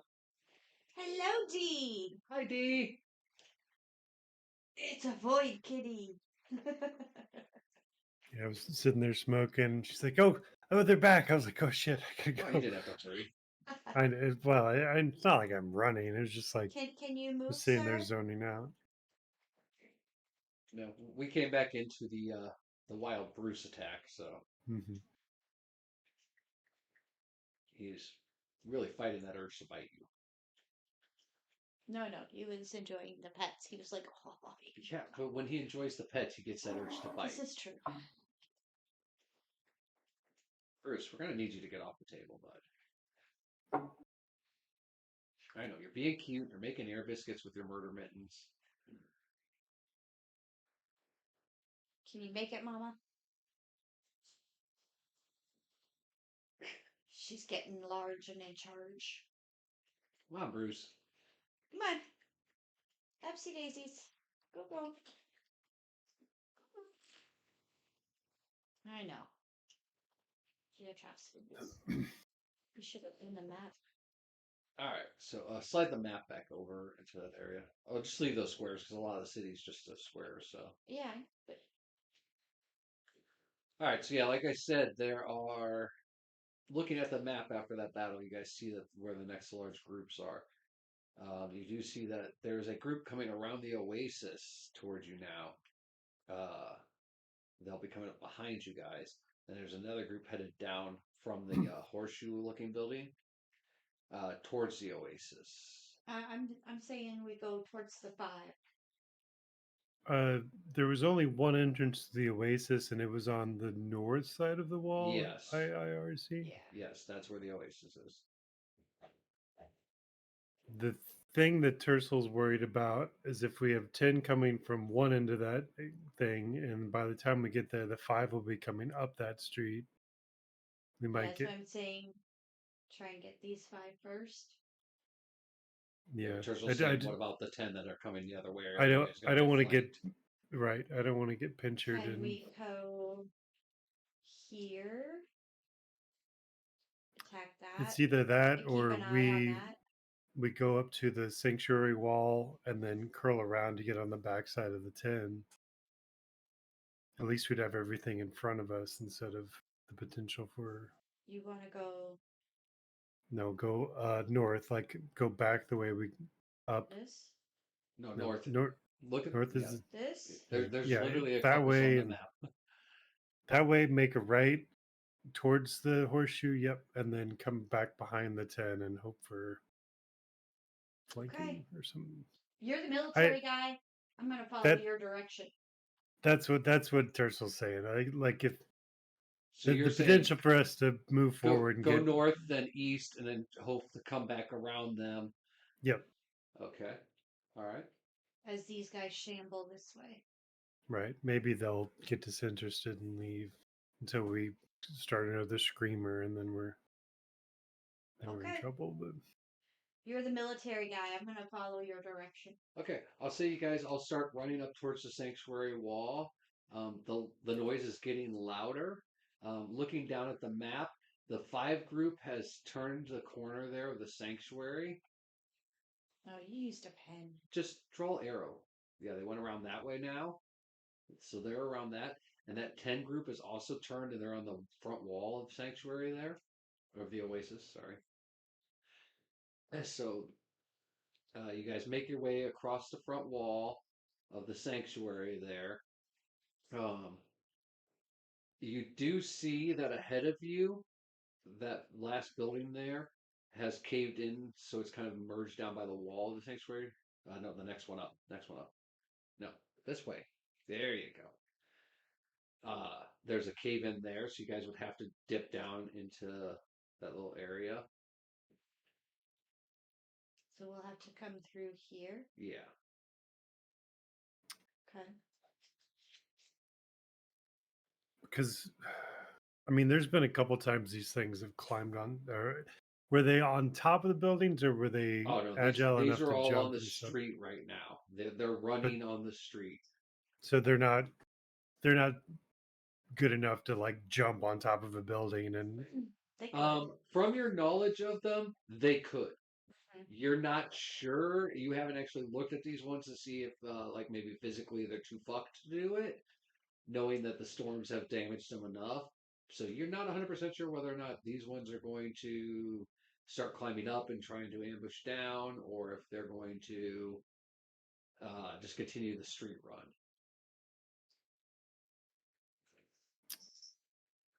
I don't know. At this point, I think I don't know.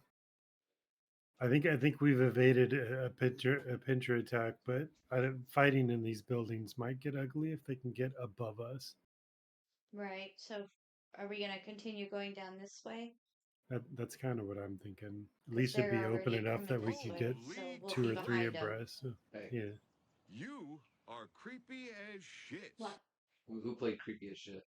Oh, Leviathan. Welcome in. It's And Leviathan. subscribed with Prime. Thank you, Leviathan. It's a goddamn Leviathan. I don't have the shout out, so I try to do it as best I can, my friend. No, Side Chat actually has a thing when Leviathan comes to any place, it says it's a goddamn Leviathan. It's from Gears of War. Thank you for the subscription. Thank you for the subscription, my friend. For anyone who's just come in recently, we're going to take a quick stop here on the game. If you missed the announcement, December 14th, we will be doing our Call of Cthulhu Christmas one-shot. This year we're doing, instead of our normal holiday D&D, we're going to do Call of Cthulhu game.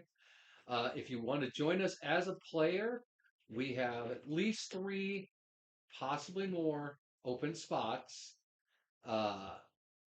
Hit me up on Discord if you would like to join us as a player. We will be doing a character creation one night before the game, and then we will play it. It'll be done on Discord just like we are right now. All you need basically is a set of dice and access to webcam on Discord so that we can have you like we all are. Scared So, shitless. Scared shitless. So, but that's open invitation to anyone who wants to play with us. Once we hit the max amount of people I want in the game, I will say we've hit it. But if you don't want to play, join us please on December 14th at our normal time for D&D will be Call of Cthulhu. Anyways, right now we are get back in. You guys are in that little area there. There are So buildings. did we go through this? So you're gonna cut through that alley. All right, so you guys make your way around, and in front of you, as you guys come across this, is a huge back of what looks like an old amphitheater. Um, 1,000 years of storms and neglect. Parts of it are caved in. There are holes in the wall, and you can see where these creatures may have flooded out through a hole. Um, but this is a huge amphitheater. Uh, so right now, the creatures, though, both have met up. Both those groups have met up. So now it is one group. Yeah, right about there. So they have 15. congealed together. So there's a group of 15 now instead of two separate groups. All Man, right. Do we see anyone on the map still in the No, amphitheater? no. The only groups you see is that, and then that really large group of about 30 of them still inside this large triangle building on the map. Which, as where you guys are standing now, you guys can kind of see this building rising up a couple blocks from where you are. This building is caved in on parts of it. You can see the roof is caved in. You can see that it once was a very large spire, and it reminds you both of the Wizard's Tower in the main city where you guys all help serve the Queen. this is the triangle. The triangle. From where you're standing now, you kind of see this building rising up, but it's collapsed in sections. But it kind of gives you that vibe of the Wizard's Tower that was in that building, or was in the original city you guys come from. Remember, the giant bone dragon landed on top of it? How could I forget? Yeah, bone dragon So- on the first episode or first game, and you were level 1 babies. We probably heard these 10, moving along as we moved this way. No, that 10 that started in that street have merged Right. with that. But I'm just saying, is we would have heard that 10 moving. Oh, you've that heard, way as you've we were heard the moving this way. screaming and clicking and shuffling of running and shuffling sounds of feet the whole time you've been moving. All right. So as we're walking, I'm going to start a storm. Let's see here. Take some action. I don't know how that works. So if I'm gonna call lightning, I'm just starting the storm. Okay. But I'd have to see where I wanted it to go. Call lightning. Call lightning.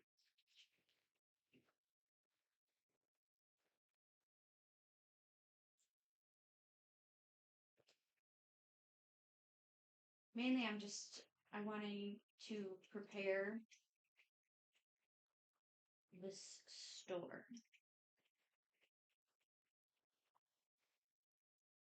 Guess I don't need any materials for that. No, it's a verbal somatic spell. It's just that. So Okay. it's a concentration spell that will last up to 10 minutes. But once you cast it, it will start shooting lightning down at that spot. It doesn't. You can't just have it like the clouds forming. Once you form that spell, it starts shooting the lightning down from. Okay. So I'm just letting them know that we're gonna get a storm. all right, where are you gonna center it at? So, have we started walking this far down? No, you guys only have turned the corner there. You saw those buildings, so you haven't made it to that next junction where. So, Okay. are we gonna want to go to here and see that those 15 are there? Or I can just walk down that way? And then I'll notify you guys that the groups combined. If we want to get super technical, I could do a I spell mean, because too. we're looking and- at the map. So we kind of see that they've all conglomerated. Yeah, you guys on the map. If you look at the map, you will see that the dots have all kind of become one big party now. So I'm gonna sneak down to the end. let's Okay. let's all go down together. this is gonna happen, so we might as well be all right. together and ready to fucking rock. And I can form this storm cloud 100 feet up. All right, let me get my marker and let me draw this all out for everybody so we know what's going on. And it has a 60-foot radius, so please stay out of the storm.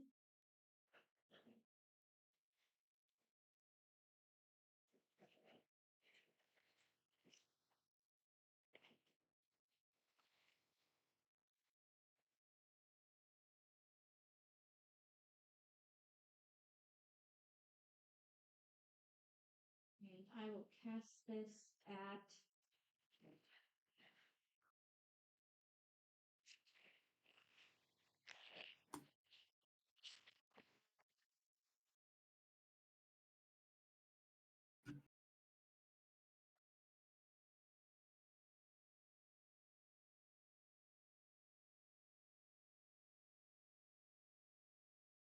now cast it at 4th level.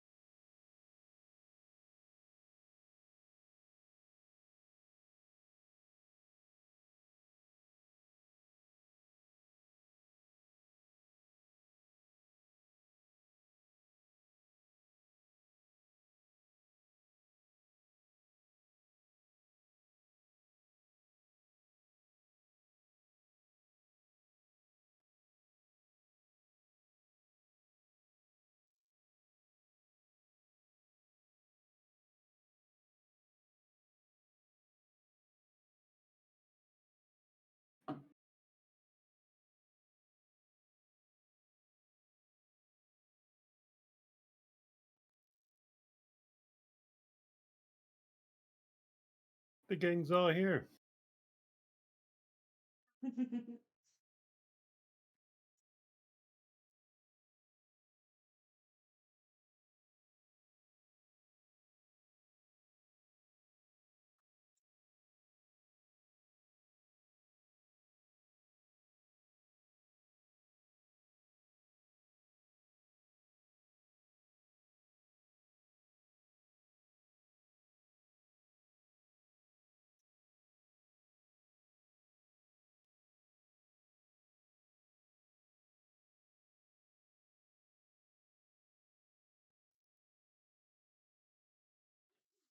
Okay, so yeah, you turn around the corner there. And you So- see, Yeah, and I cast the storm here, okay, and what's the radius? so it's when it strikes down, because it covers a 60-foot radius, Okay. the storm does. Where it strikes down 5 feet diameter around that area. I believe it said 5 feet. Here, I'll read it. When you cast a spell, choose a point you can see within that range of 60 feet. Each creature within 5 feet of that point must make a dex saving throw. And if they success, they get half as much damage. All right, so And let it me- lasts for 10 minutes. I'm gonna roll 15 And I'm dex. going straight to the middle. Yeah, it'll hit all of them. All of them will be in this area. No. The No. lightning strike will hit 5. Like within a 5. You said it's a 60-foot radius. The storm. Yeah. So I can call lightning anywhere in the 60 feet Okay. radius. But where it strikes, All right. Well, where's it gonna strike? I'm going to have it strike here. All right. So that's So it should cover those. 1, 2, 3, 4. I'm gonna roll 8. What's the dex save? So What's your spell DC? it is a dex save. And my spell DC is a 15. 15. Oh, so a 7 and a 2. a 6 or a 9 and a 2, so that's 4. A 15 and a 10. And a 6 and a 9. So one of them has a 15, the rest from are all low. Okay. So 4d10. And the one that saved gets half. Okay. So 8, 10, and a 10. So 23. 23. Yes. All right. All of them except for that one who saved are dead. So we'll say the guy that's blue and white that's pointing down the alley. We'll say he's the one who saved. Good. There's 8 of them total. Good. 1, 2, 3, 4, 5, 6, 7, 8. All right. Okay. So yeah, you guys watch as lightning strikes down there. All right. Well, with that, they now know you're there. So Well, yeah. There's still a storm up there. Oh yeah. I guess that she's doing that. My preparatory thing to do. I'm gonna cast a third level aid, and me, Sarah, and Negan are gonna get 10 temporary hit points. All right. Oh no, wait. Your hit point maximum and current hit points increase by 10. Okay. All right. Well, I'm gonna have you all roll initiative.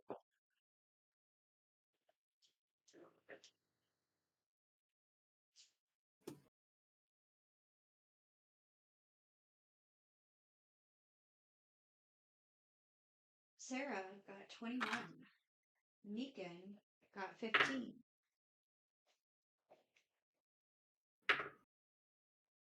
Goddamn.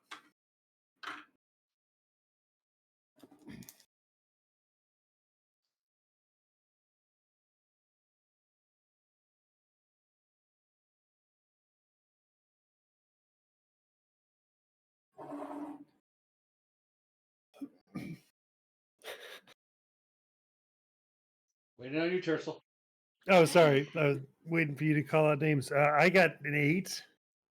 And Hannibal, who loves it when a plan comes together, got a nat 20. Nice. He is stoked that we finally got a plan. And I just look at Tersal and be like, that's 12 down. That's more than 12, isn't it? No, 5 and 8. 7 Well, and it's 5. 13. Well, I thought one you of them killed 8. No, This one saved. one saved, so he's injured. But Oh, so she it got killed 7. targeted. Yeah, 8 got Okay. targeted. So I apologize. You're right.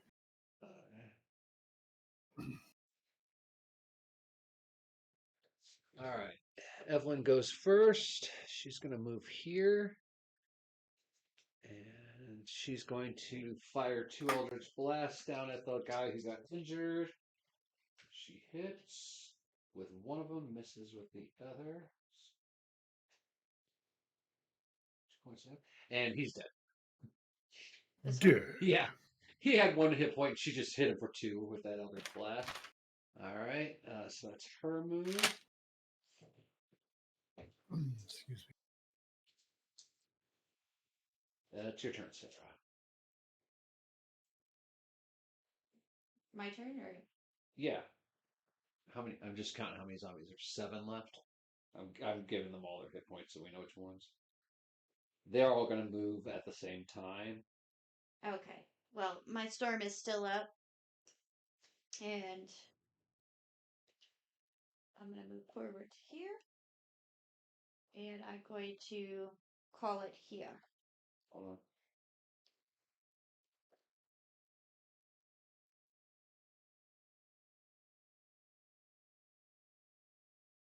Caught where? So targeting those 4. Okay. Yeah. What you see is 15. 17 and a 14. 8 and a 3. So one of them survived. Or One one save. succeeds. All right. 8, 8, 16, 17, 18, 19, plus 7. 26. 26. That kills all of them but the one who stayed. Have to pull off your shoes, sir. Running out of things to count with. Now, roll a perception check, everybody. Uh-oh.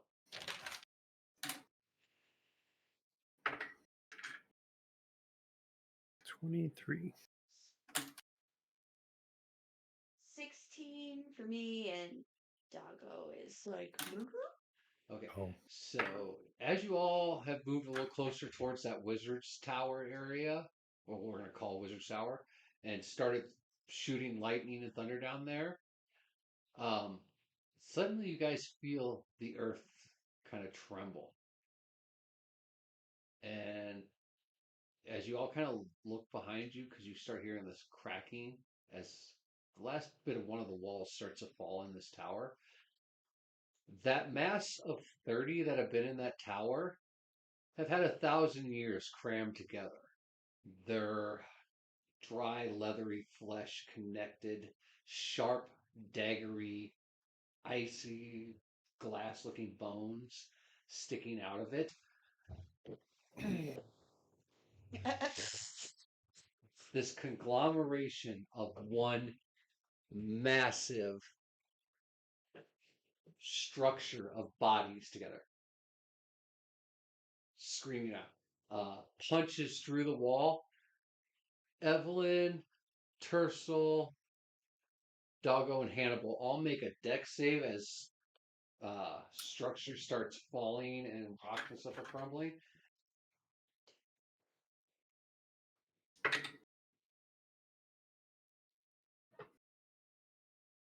Uh, 12 hmm. for Negan. What was it? 12. 12. Okay. Hannibal I and got a Tercel. 9. I got a 9. Hannibal got a 10. All right, Hannibal and Tercel, you do not get out of the way fast enough as rocks fly at you. You both take 7 points of blunt damage from being hit by like pieces of mortar and stuff.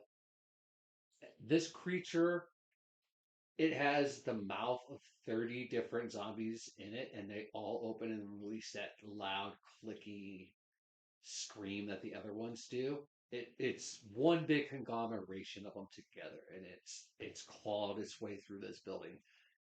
I'm going to add it to the initiative. It's very low on the initiative, but it is now in there.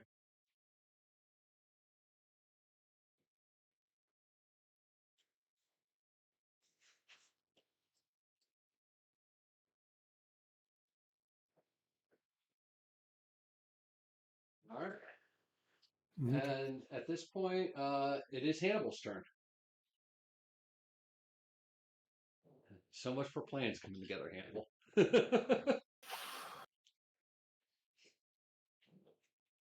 Oh my god. Encourage him to come to the store.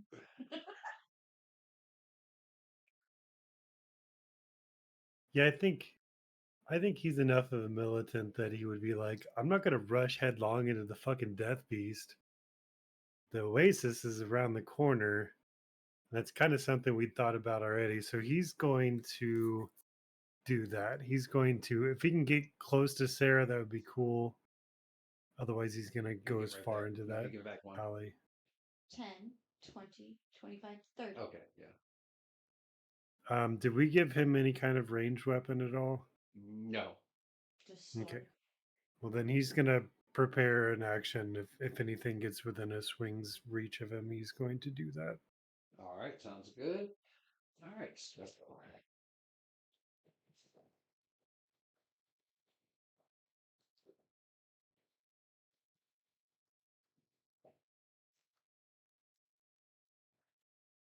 okay, they're gonna. So my storm was here.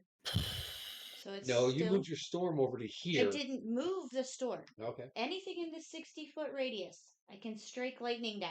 Okay, but you can only do that on your turn. So Right. So they the can storm move. is still here. Yeah, but they can move out But of I'm the just storm. saying, 60 feet from this spot. Okay.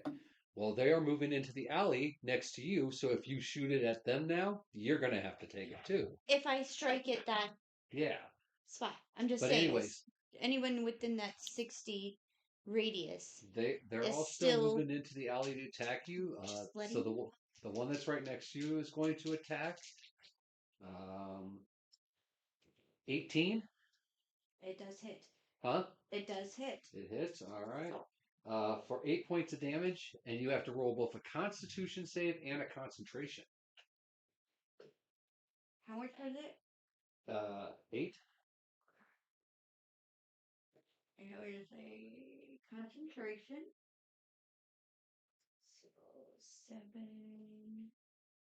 Concentration is you have to beat your spell save or your spell casting. Wisdom. So it's a +4. So 7, 8, 9, 10, 11. What is your spell casting? My spellcasting is wisdom. No. What is the number? Wisdom, so +4. Plus your proficiency, right?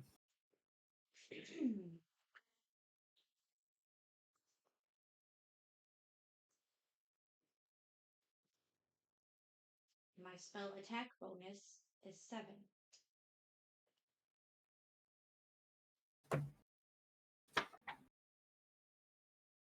I don't do magic much.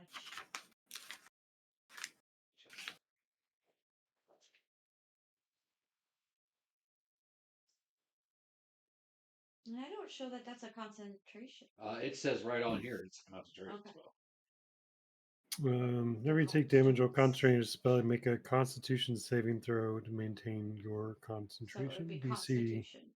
equals 10, or half the damage you take, whichever number is higher.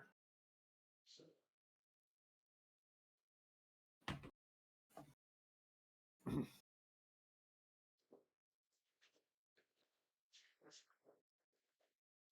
I rolled a 7. rolled a 7. You had to get 10, so you lose concentration. Well, Don't add anything to it? it's a Constitution saving throw, so it's 10 plus whatever your Constitution modifier is. 2. So you failed. You still fail. 7, 8, 9. Yeah. So your the storm goes away. Okay. Now roll a Constitution saving so for the venom that these guys have. A 6. 6, that actually succeeds. So you don't take any venom from him. All right. The one that's the gray one next to you, he's going to swing at you now.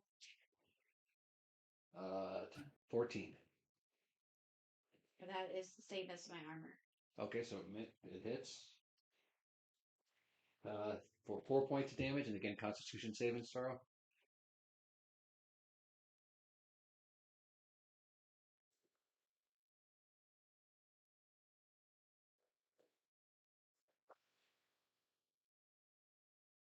Seven. 7. That succeeds. Okay. You just have to make a 6 on the Constitution to avoid the venom, just so you guys know that. Sure. All right, that's their moves. I watched Doggo. my storm go away, and I'm like, oh. Doggo.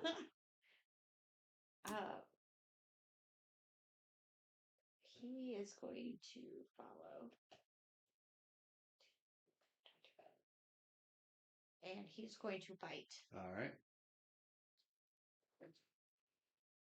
And that is 11 plus 5, so 16 to hit. Yep, that hits.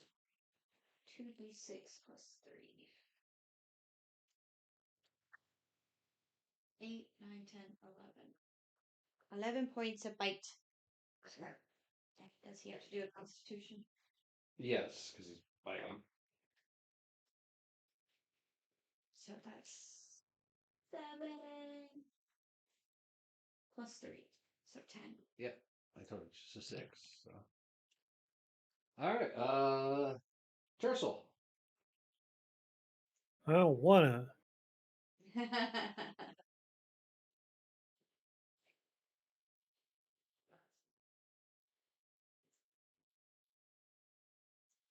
How many zombies we got left up above us? 4. 4. Can you move the camera up Are they within walking distance? But Oh,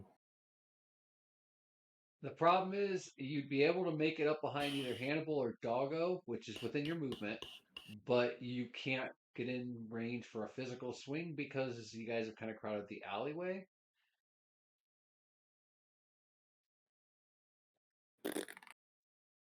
Well, he can move through that corner there where Hannibal is. Like here. Yeah, into that courtyard. So I don't want to do that yet. I just wanted to see it. I'm just saying You can get to there. you Okay. could get to there if you squeeze past Hannibal in that courtyard. All right. Um.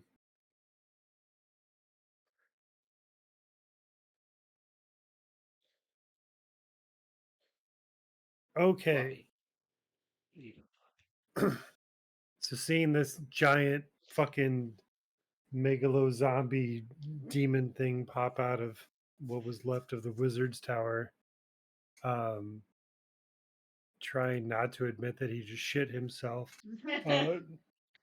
Tercel is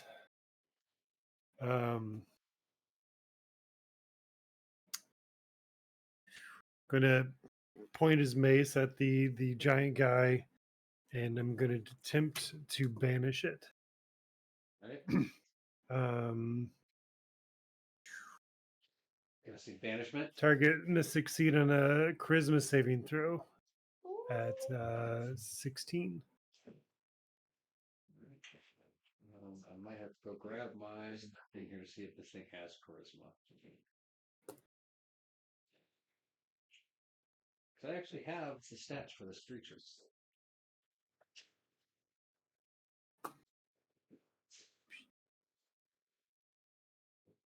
Callie's got charisma, don't you? Say you got so much charisma. Yeah, I've got a +5 charisma because I'm so cute.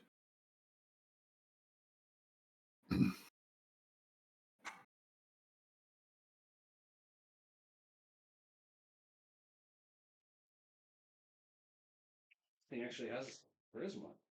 How? It's the combination of all of It them. it may not appeal to you, but some people have giant conglomerations of undead things with crystal bones. I'm not telling you that it has a lot of charisma. Just telling you it has charisma. That's fair.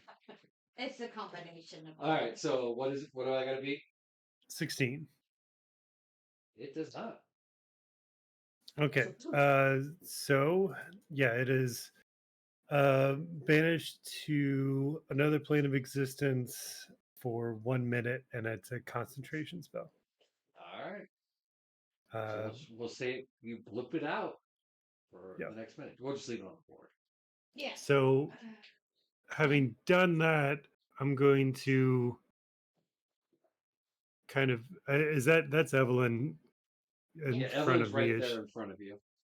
And be like, let's get back to the fucking oasis. Let's help them kill the zombies, and then we'll prepare for this fucking piece of shit. And I'm gonna head behind. If I can help them by being in combat via flanking, I do that. Otherwise, I'll just There's get in nowhere. a. Yeah, This you is won't as far get as you can won't get close enough so you to won't get Okay, help. well then I'll go right there then. All right. All right. So And I cast a spell, so I don't have any good bonus actions. all right. Well, it would have been what I just wrote down as fuck. Uh, I'm not joking. The monster's name is fuck in this one. I like that name. I can't That's figure that. it out. Honestly, Tercel's never met the thing, but he knew its name right away. He was like, "Fuck!" Yeah. Zombie clots are one of my favorite things to use because they're such a pain in the ass for you guys. Let's see. Evelyn's turn. You guys are gonna try to make your way. Did you say you're gonna try to make your way into the oasis? Yeah, as I was running my fucking ass off, I'm like, "Let's get back to the oasis and regroup." All right. So Evelyn is going to. Ooh, she's gonna have some fun.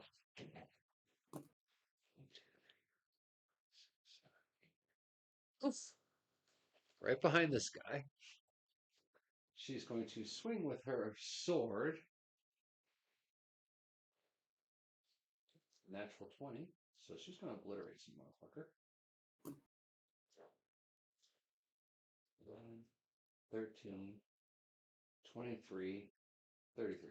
Yeah. So the one that's right in front of her, she just bamps behind it, just straight slices right through it.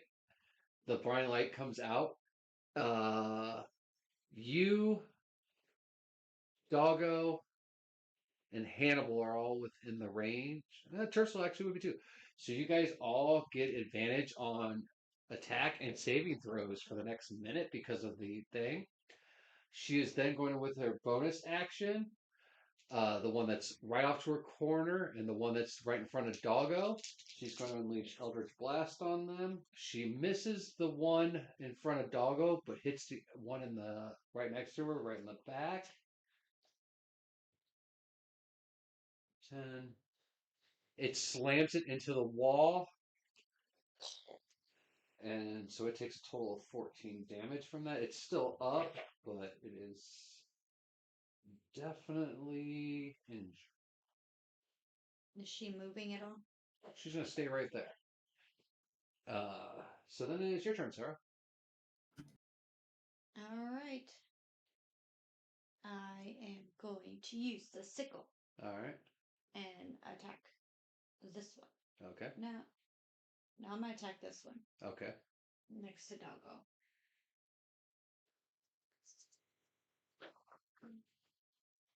And that is 14 plus 5, so 19.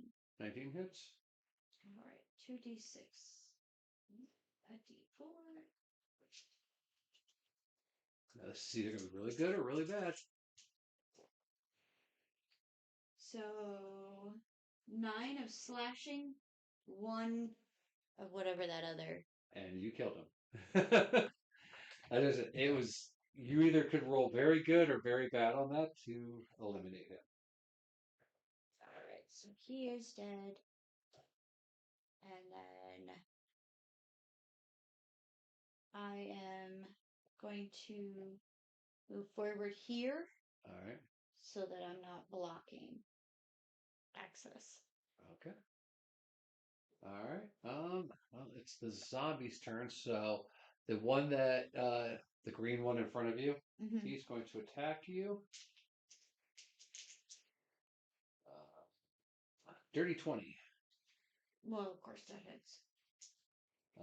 7 points of damage and make a Constitution With advantage. save. Yeah, with advantage. 18 plus 2, that's a 20, 17, so 18. You just have to beat a 6 for it. All right. The other one is going to turn and swing at Evelyn. And he does not hit her, so it would then be Dobo's turn. He just seen this guy smack me, so he's gonna run up and he's gonna bite. All right. Nat 20. Okay. Yeah. Yeah. So this is Don't even worry about rolling double damage because I'm pretty sure you're one bite. 2d6 plus 3. So that's 2 ones. Okay, go ahead and roll double. And 11. 11 total. Well, plus 3. 2 times? He's dead. He had 6. That's why I was like, you might not have to roll double because if you rolled a 6. Yeah, the first roll was shite. Yeah. All right. Doggo's turn done. Yeah. Tercel. So we got one left in front of us. Yes. We're probably... No, the round hasn't ended yet. When it comes back to Evelyn, it'll be the new round. When it comes back to Tercel. No, He's Evelyn the one is. that cast it. Evelyn had 25. Tercel's the last person in the rotation since he blipped out the big zombie. So. Right, but I thought this would go down to 9 once it Okay, was yeah. his turn. Fine, we'll do it on Tercel's turn. I was just going to say we would wait till the beginning of con. Give you guys an extra second, but I mean, it's virtually the same. yeah. Okay. So yeah, if I can get in melee for the last zombie, that's cool. Otherwise, I can Sacred Flame it. So Yeah, you can get right up on his butt, and you'd be at advantage. Times 2. so I forgot with Paler's Grace there was a % chance for smite. Do you want to just not worry about it at the moment, and maybe for the last guy we'll start worrying about it? Sure. Or how do you want to do that? Do you want me to roll that, or do you want you to roll that? I'll let you roll percentile. Okay. Percentage dice. Did I tell you what the percentage was? No. No. Let's roll a percentage. I'll roll one and tell you what we get here. 44%. So as long as you get above 44%, you're gonna add smite to it. I'm rolling so many dice. This feels like Warhammer days. It's glorious. Okay, so to hit, I got 19 Yep, that hits. for. Oh, I rolled the wrong die. I'll just roll them all over again. I rolled 2 percentile dice, which is not smart. I got a 54 for the percentile, So smites will be casted on this. and smite is what, a D10? I believe so. Yes. It doesn't matter. So I got 9 points of bludgeoning, 3 points of piercing, and 2 radiant from just the attack. So that's 15 damage on him. He's still alive. Okay, So well, good. I'll look. Oh, if the spell's right, it says it's 68 damage. Is that right? For Divine Smite, that's probably not right. I'm looking it up right now. You thinking the Paladin's Smite? If it's 68 damage, holy shit. Right? Might want to save that for big guy. It's, No, it's nothing I can save. Part It's, of the it's just. Paler's Grace that I gave him. I mean, me and Target takes Evelyn just 2d8 radiant damage from the attack at level 1. Oh, good. So, at higher levels, yeah, it can. I have it written down that it's at level 5, but I don't know where I got that level 5 from. I might have didn't told write you it. that when I cast it, but hold on. I've got to make sure because there's also now they've changed how Smite works in the new edition, and I want to make sure that that I'm not reading it from that. So I'm trying to read an older thing. I mean, clearly So- this dude is dead. Oh yeah, he will be. It's 1d8 for each spell slot higher than the first to a maximum of 5d8. So at level 5, yeah, it'd be a 5d8. I don't even have 5d8, but we'll do 2 at a time. So 9 plus 6, 15 plus 8 for 24. Okay. You know that moment when you're stepping on a spider and the spider looks up at you like it's the hand of God reaching down and it's wondering why and then it's just gone? That's what Yeah. happens to this creature. I mean, he's just like, he's out of existence. He's just gone. So yeah, It's like he's dead. like the drone. He's like, brr, brr, brr, boom, like Yeah, basically an A10 warthog just came by and said hi. right. Yeah, exactly. So we're zombie free now, correct? Zombie free, and you've got about 9 9 minutes. 9 minutes left before your Or 9 rounds. So. 9 rounds. Well, how long does he last? It's 1 minute, right? Banishment is 1 minute, And each round. and I can end it whenever the heck I want, and he blips back in. Actually, reading this, what are the chances he's from a different plane of existence? Actually, you wouldn't know that, but they are. So there is a blurb that says if the target is native to a different plane of existence than one you're on, the target is banished with a faint popping noise, returning to its home plane. If the spell ends before 1 minute has passed, target reappears, yada yada yada. Otherwise, the target doesn't return. I don't want to cheese you out of a bad guy. I didn't know it worked like that. Like he would stay in his home plane? I think that's what it's saying. I really want to fight this guy. I didn't want to cheese it out of a fucking. I'm being real honest here. Okay, so 1 minute is equal to 10 rounds because every round is considered 6 seconds. You guys went through one round, so you've got about 50 seconds left. I could pull a timer out if we needed to. I'm going to be drinking. Hold on. Yeah, if you want to do that, I'm My gonna look up. I'm last. gonna look at this banishment and double check this. So don't 'cause- forget, you've got 10, a bonus of 10 to your maximum hit points too. Yeah. And I'm going to drink my last good healing potion, which is 8d4 plus 8. God damn, how much damage you take? I must not have been paying attention. 19. Oh, yeah. I'm gonna drink my wee little potion.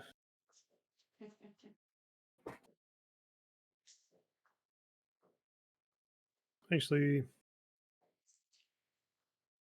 yeah. Hannibal's a tough guy. He'll be all right. The target is native to the plane of existence you're on, so he is not. No. He's not. They're not native to this plane that you guys are on. So you banish the target to a harmless demiplane. While there, the target is incapacitated. The target remains there until the spell ends, at which point the target reappears in space. Or if the target is native to a different plane of existence, which it is, the target is banished with a faint popping noise, returning to its home plane. If the spell ends before 1 minute has passed, the target appears in the space to the left or in the nearest place. Otherwise, the target doesn't appear. Okay. Well, the spell hasn't ended yet. Because, yeah, it's a concentration spell. That's the only way it would end other than you just giving it up. So. I got all my health points back, so I was like. I'm gonna roll a d20. No, if no, I you roll don't in have a to, because I actually have the contingency. So. Okay. All right. And then.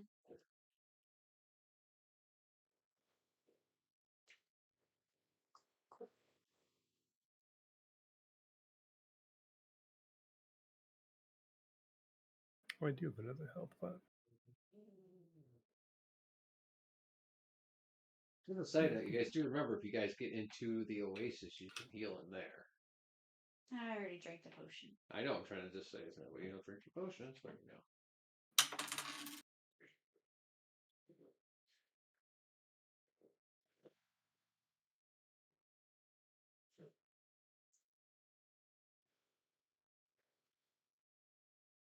I mean, would I don't know.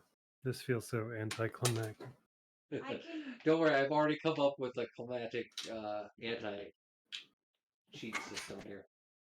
I'm going to. I think at this point, Tercel would just be like, "All right, I'm gonna go into the oasis and chill for a little bit. You know, we're done. Does the map look You clean and got clear? A minute, Oh yeah. not 10 minutes. 1 minute. You haven't been paying attention. If he doesn't drop the spell or lose it through concentration in 1 minute, the creature's trapped in its original plane, so it won't be coming back. He's basically killed the creature, or so you guys think.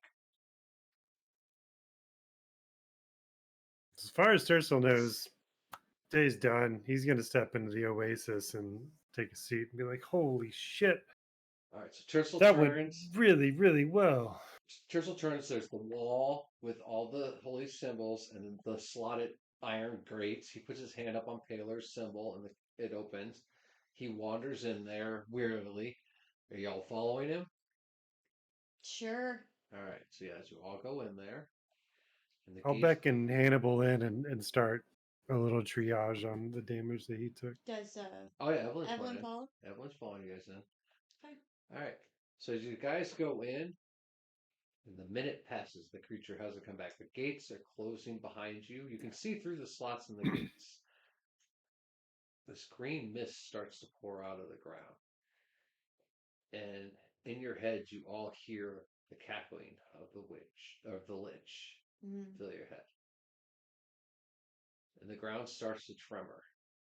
And you guys see outside in this courtyard right here where the battle just took place, you see the green mist congealing and start to form up long tendrils, and then all of a sudden a loud crack and pop on the as the lich pulls him back in. Nice. And now And you guys hear, stuck in here. I ain't letting you win that easily. Mm. Fuck you, Asarak! All right. I'm gonna look at Tersala and Evelyn and be like, dang, we did good. That was Yeah, awesome. I thought maybe our prayers got answered, but you know, Yeah. nothing comes without some hard work. And he's gonna kind of get his armor straightened out, get his fucking shit all loaded, and all right. Um, yeah, but do we have a little time? Like, can he penetrate the oasis? You're not for sure, but you definitely get a feeling that this is a wholly sealed area and he probably can't. And as you're putting on your armor, straightening it up, everything, you suddenly feel Evelyn touch you, and she goes, "Is this the last of them?" Yes, ma'am. Uh, According we to the look at map, the map. it's fucking blinding light of 30 dots on one square or whatever. I'd say any others on the map? She goes, "I need 10 minutes then." Well, Yeah, we could sit in here for uh, 10 minutes. yeah, I'll kind of stand by the entrance in case I need to intercept, but otherwise I'm staying Can we inside the see oasis. outside? Huh? Yeah, you can. It's this iron grate. There's stone walls with an iron grate that opens. And it's an open air? Oh yeah, it's completely open at once you're above the 15-foot walls, and this thing towers, but you can see it coming towards you guys now. So I will cast Call Lightning again, Okay. 100 feet above him. All right. Just at the normal level 2? Or is it level 3? It's not wrong.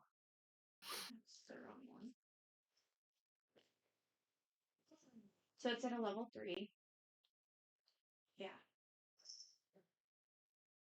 So I will cast it and strike him from inside. So he's gonna make a dex save. Yes, it's a dex save. Let's see. While you're Well, doing that, Evelyn Wh- goes uh, over to the pond and submerges herself about halfway in it and closes her eyes. um, when she does that, can I follow her over there just to? I'd like to cast a spell before we get to. Yeah, this is all happening at the same time. Okay, I'm gonna cast protection from good and evil on Evelyn. All right. So what's the dex save? 15. 15. He got an 18. So he succeeded. So he gets half a 12. Half damage. How much? Half a 12. Half So 6. 12, so 6 points.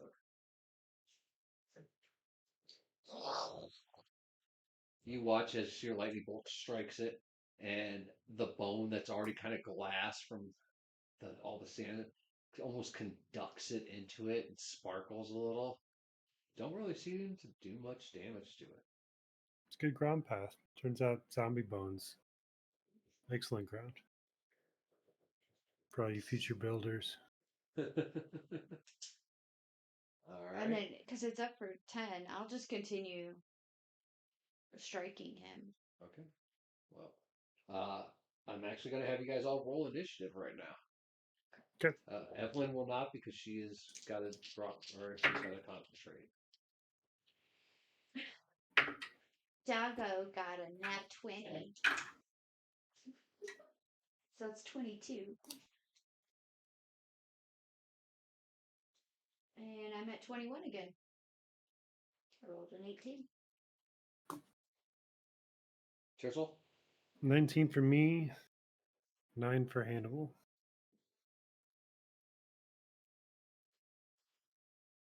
All right. Well, Doggo, you go first. He's just watching. Sort all cackled up. Oh yeah, he's just holding. All right. Then it's your turn.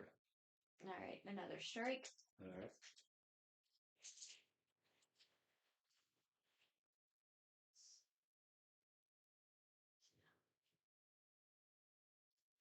12 plus 7. 19. 19. So he would take. Does he get half? Yeah. He saved. Take 9.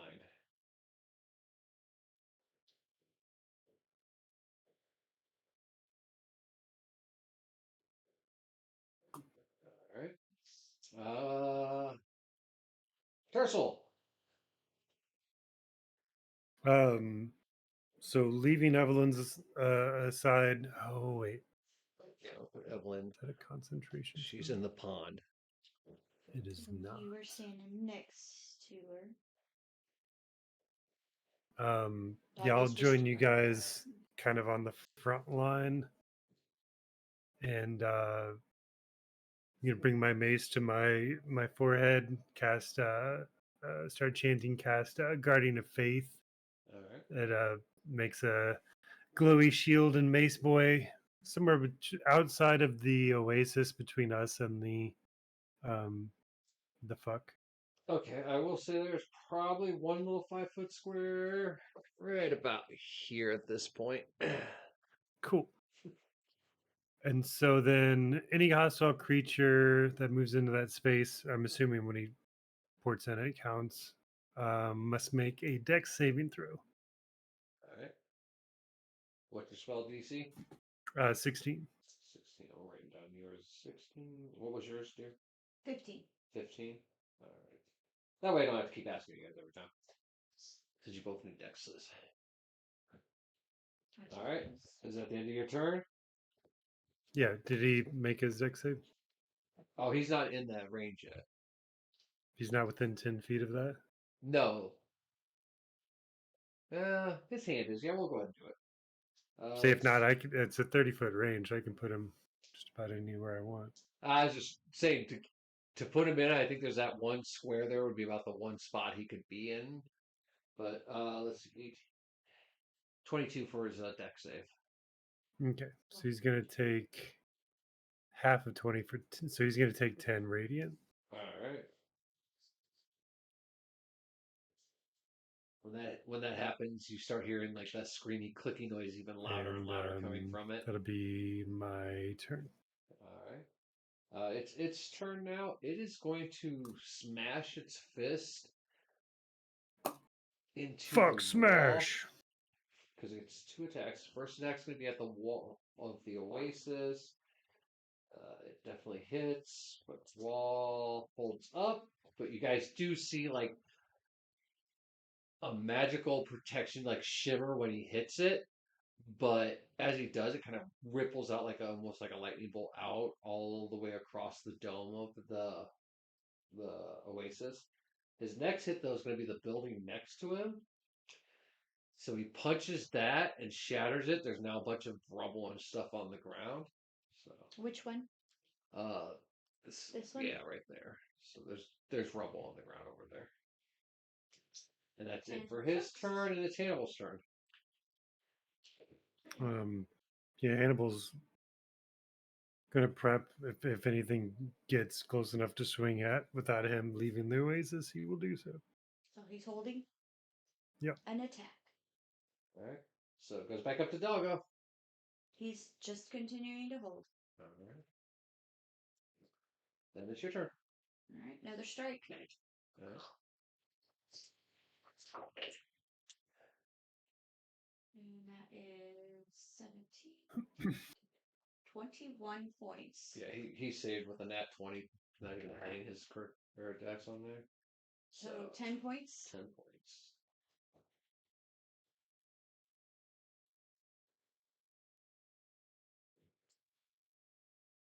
All right. Back to you, Tercel. So imagine guarding. Would that happen every turn? You think? I don't know. It says moves to the space within 10 feet for the first time, so we know. I guess not. No. Well, that's a waste of a fucking spell. I wish I'd read that a little more clearly. Can you God move damn him it. and then it No, I would can't count fucking again? move him. He's stationary. That's stupid. Fuck that spell. I think it works good if you were like if you had a bunch of creatures that were going to be charging at you. Yeah. No, I misread it. I assumed it would pulsate the whole time, not just once. Um, I don't know. I'll cast Sacred Flame at it, I guess. So Alright. DC 16 Dex. He does not succeed. Yeah, so 3d8 Radiant, 10, 13 Radiant.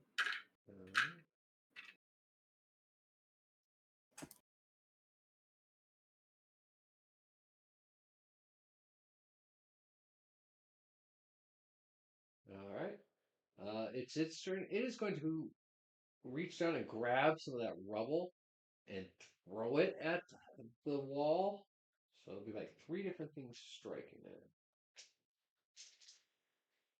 Misses, hits. So two of them hit. You notice the first one it hits, and yeah, you see the same kind of ripple effect. It's pretty strong, but the second one hits, it's barely holds on. It seems it does seem like this is starting to wane.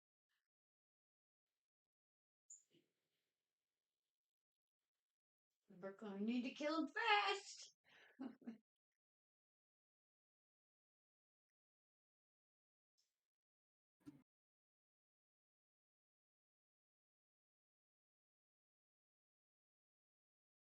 I wonder if that's a So focus. it is Hannibal's turn.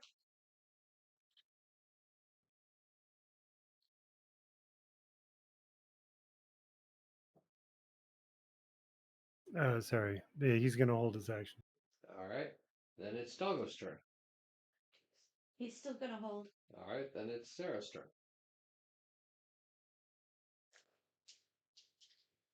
Striking him down again.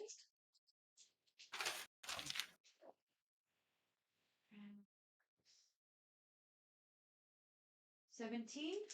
All right. So He saved again. Yeah. Bastard.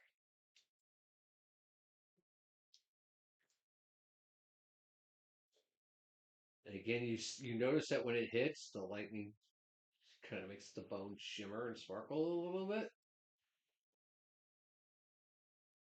So it is Tursel's turn.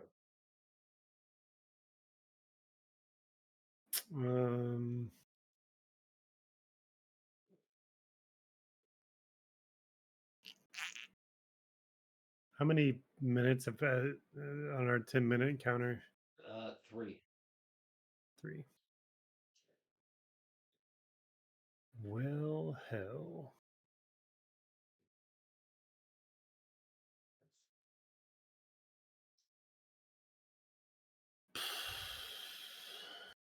I guess we'll just keep chipping away at this guy. They another Sacred Flame, 16 Dex.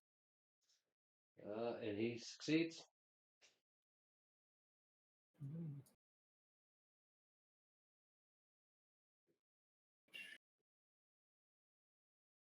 Yeah, so he just doesn't take any damage. Okay. All right. Then it's his turn. All right. So off to one side of him here would see from facing him would be his right side. That's where the bodies are from the battle you guys had. There's about 3 of them right there. He's gonna put his hand down on them, and as you watch as he pulls them back up, the pieces of those bodies are now absorbed into him. And then he is going to again throw some rocks at you guys. One hit, and you guys notice that yeah, the protective shell of the oasis is really starting to look weak.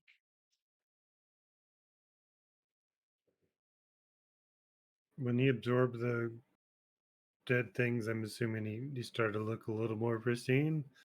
He looks a little more bigger. It's like it added to his mass. And is there any way to glean how healthy the Holy Shield is? It's looking like it's struggling. You roll a religion check.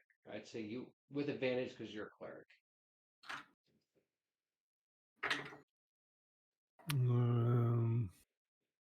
Where's an 18? So 22.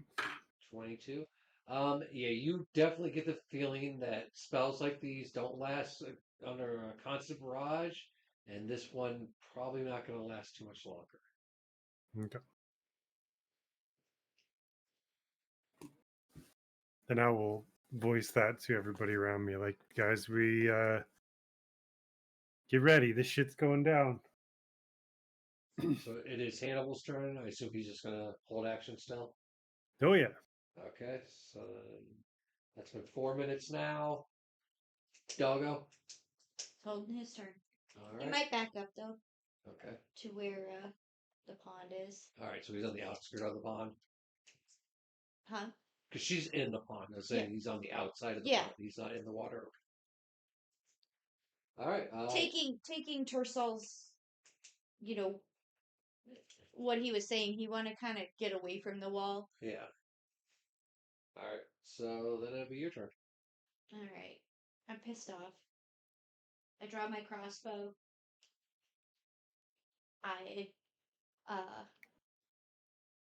flip the switch. We're gonna have an explosive charge on this one.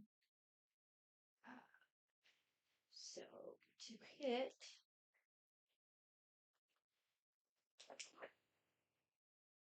17 plus 4. Just barely hits.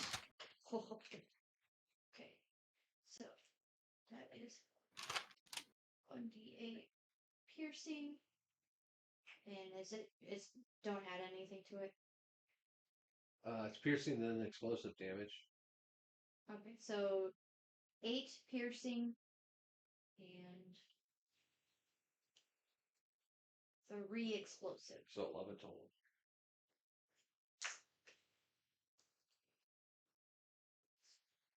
Mark.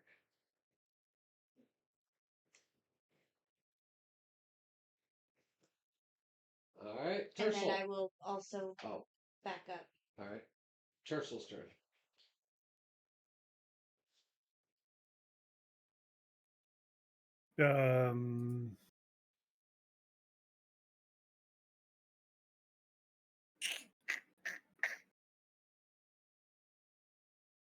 And so everybody's backed away a little bit. Everyone but Hannibal at this point. Oh, really? Yeah, Hannibal's the only one up at the gate. Oh, I Because thought it hasn't been his turn yet. And Evelyn backed up too, or Evelyn she's was still never in the up there. pond. Oh, right, Yeah. right. Yeah, Yeah, the she's in the person pond. with the giant flaming weapon of death is incapacitated.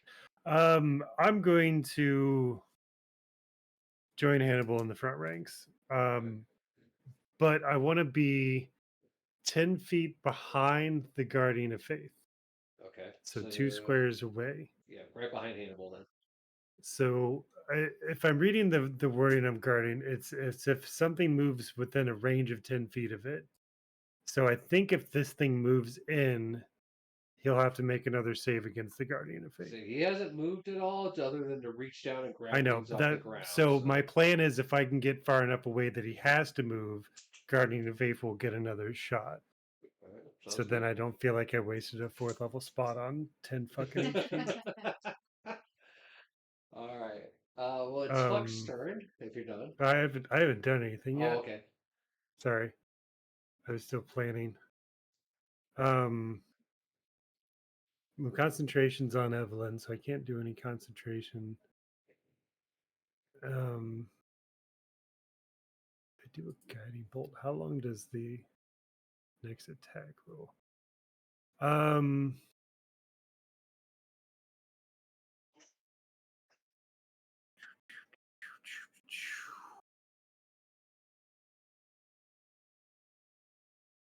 Fuck it. You only live once. So we're gonna do a guiding bolt at 5th level on him. Do I still have advantage from Evelyn's sword attack from a minute ago? No. Okay. That would have faded by now. That would have been nice. Probably going to be okay. 14 plus 8 for 22. Barely hits. To hit. And I get 8d6.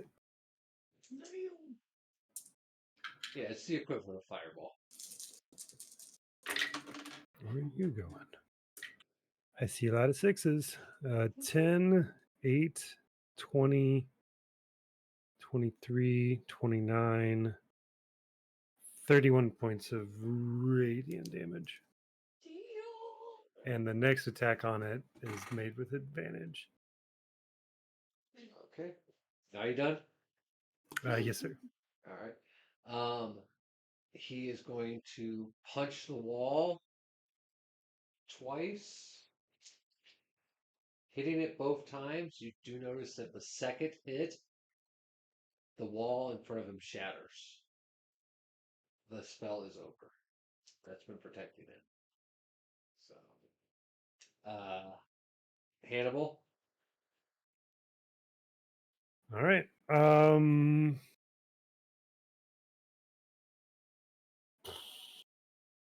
I imagine when Tercel thought of the So which side broke? Right where his fist is. This one? Yeah.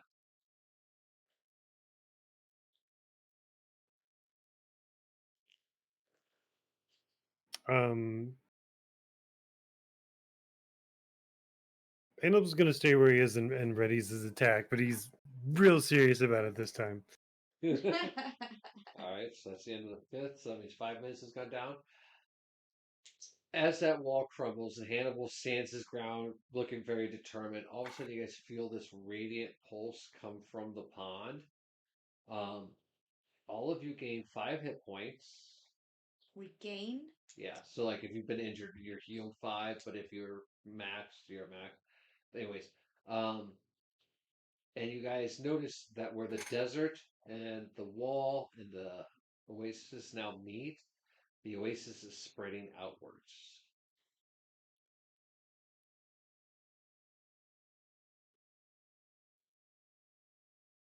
Okay. Well, I'm telling you, that's what's happening at the 5 minute mark right now. So Cercel's probably closest to notice that, and he's gonna be like, "Oh shit! Everyone, protect Evelyn for the next 6 minutes or whatever. Yeah. 5 minutes. Fucking everything you can do to prevent this fucker from coming in." All right. Understood. Doggo's turn. He hears, protect. And he's moved. He's like, protect the lady who makes you move foot. Yeah. He's Protect like, me, protect me, oh, Callie. Callie Tuna. There's Like bones her. attacking us. They're not fish bones, though, Callie Tuna. Nope, no fish bones. They're gross lightning So absorbing. that is what he bones. does. Huh? That is what he does. All right, then it's your turn. All right. Can I see? Oh yeah, you could see over the gate the whole time. I'm gonna he shoot him towers again. And I get advantage. Yes, ma'am. Are you shooting with your crossbow? Yeah. Okay. 17. 17 plus 4. It just barely hits. Okay. Not a 10, it's an 8. Alright, 6 piercing. And the explosion is another 4. So 10 total. Alright. Tercel. God damn, this combat's going so quick. Mm.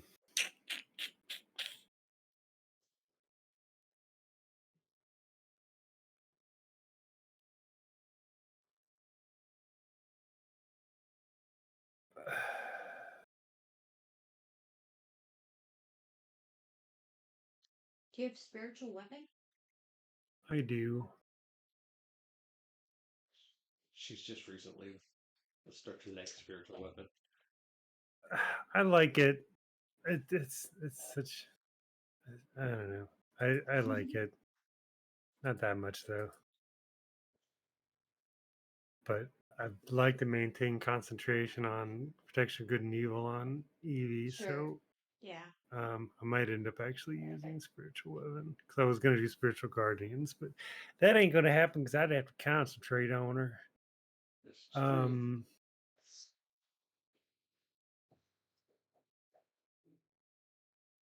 Yeah, let's do that.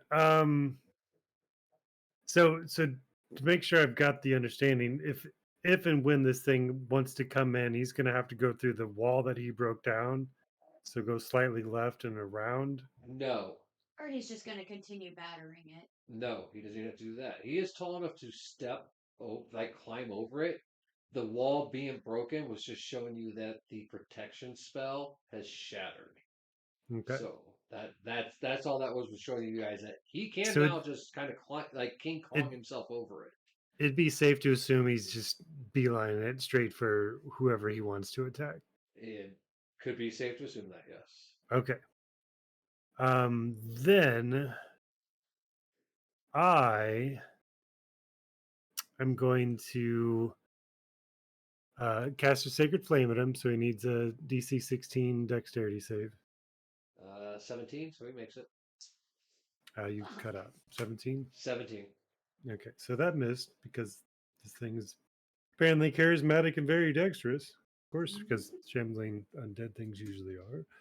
And then with my other spell, I will cast Spiritual Weapon, All and right. I'll put it, you know, um, Here.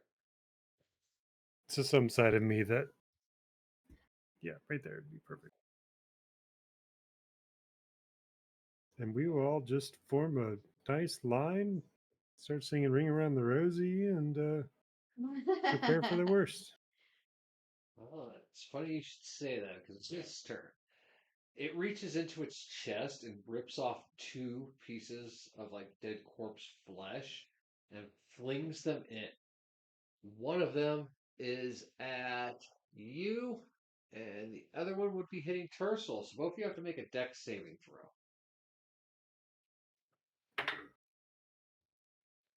9 for me. Do we have advantage on No, saving throws? Okay. that would have wore off already.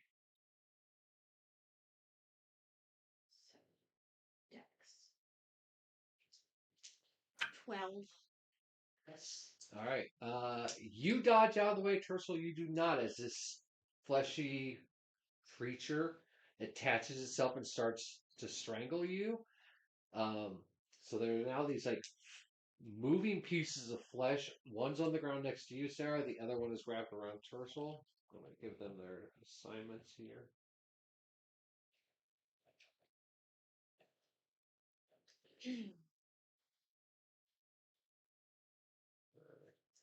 So to get it off, you'll have to strength get it off, Tercel. It doesn't For cause the damage, but it will start to cause suffocation. for the purposes of moving through the Guardian of Faith circle, would being thrown through it count? It would have been over it. Okay. So I needed on my But turn. I need to make a Doggle's- dex save to clear Doggle's been myself. holding. What? Doggle's been holding, Yeah. so he could attack it. Okay, we can wait and worry about what I'm Tercel first. On your turn, you will have to do a strength saving throw to It's grappling you, basically. Yeah. It's constricting you, so you'd use strength to get it off, not dex. Okay. Yes, as that one that almost hit you lands on the ground, Doggo could attack it because it is within range. Well, so is the one that is attacking Tersal. No, the one that fell on the ground. Because if he attacks the one that gets Tercel, it will bite into Tercel. It's a piece of flesh that's alive wrapped around it. Oh, okay. So you would probably want to go for the one that's on the ground. All right. Unless Tercel likes having dog bites. No. All right. So 19 to hit. 19 hits. And that is 13. Oh yeah, it's dead. Doggo grabs it, rips it like a towel on the ground, just like shreds it. He does need to roll a Constitution save though. 19. He makes it 6. I already told you that. All right. So then it's Hannibal's turn. As I say, he was holding too, but yeah. Yeah, I think Hannibal was smart enough not to turn around and stab Tercel. He could grab it to rip it off.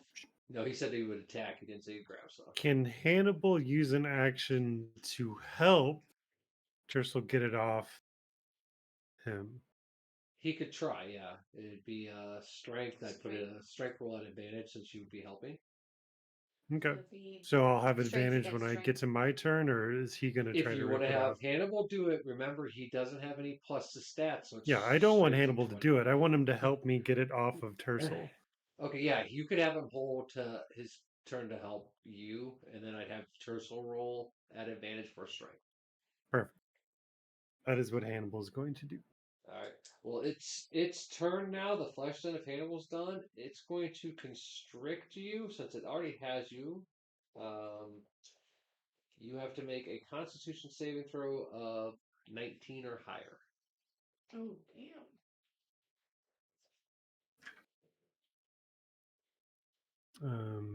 So don't I have like advantage on concentration because of Warcaster? You I have might. advantage on Constitution saving throws when maintaining concentration. What is 18 for that? Well, 18. it'd be 20. Okay. 20 to 20, so you succeed, so you're only going to take half damage of being choked, so 4 damage as it's starting to constrict the air out of you and crush your bones. It's basically damn. acting like a boa constrictor, and it's going to turn you into pulp. So, You said 4 damage? yeah, because you only take half. So, Okay. all right, that's the 6-minute mark, and it goes up to Doggo now.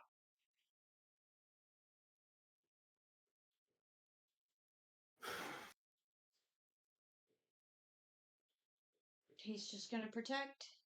All right. He doesn't know what to do. He's like, ugh. Trying to see how to help Tercel. All right. Then it's your turn.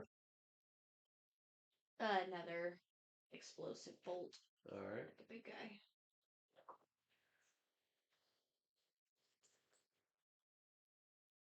$16 to hit. Oh, 17 to hit. 17 does not hit. 17 does not hit. Nope. Okay. All right. Tercel's turn. All right. So strength check to try to get this thing off with advantage from With Hannibal. advantage. Yep. 14 plus 1 for 15. Does not make it. Some bitch. I said it was 17. To get it up. What? So Oh, you 17 just to. locked up or something? It's you're frozen.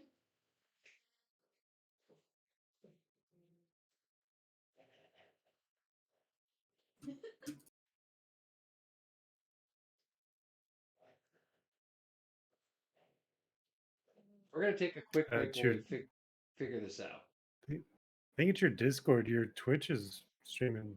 There's a little rubber banding.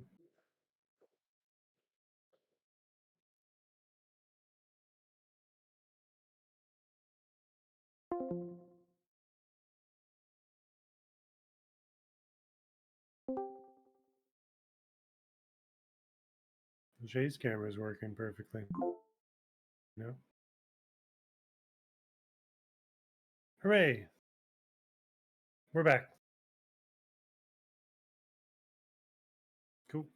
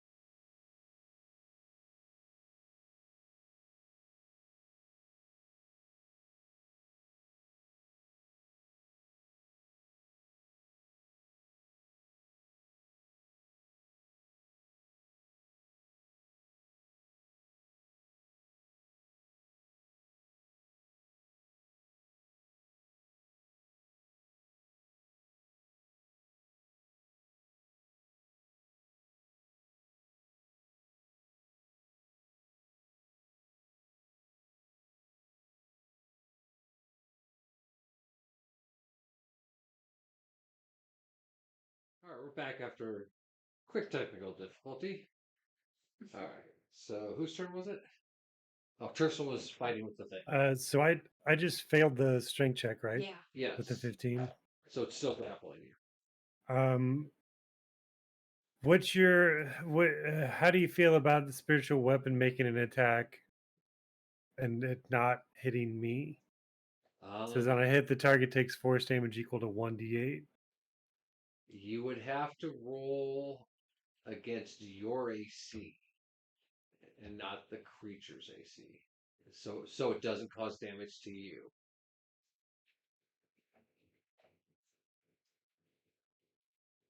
So in order to hit it, I'd have to beat my own AC. No, you'd want to go under your AC. Because you don't want it to actually hit you. You won't want it to hit the flesh.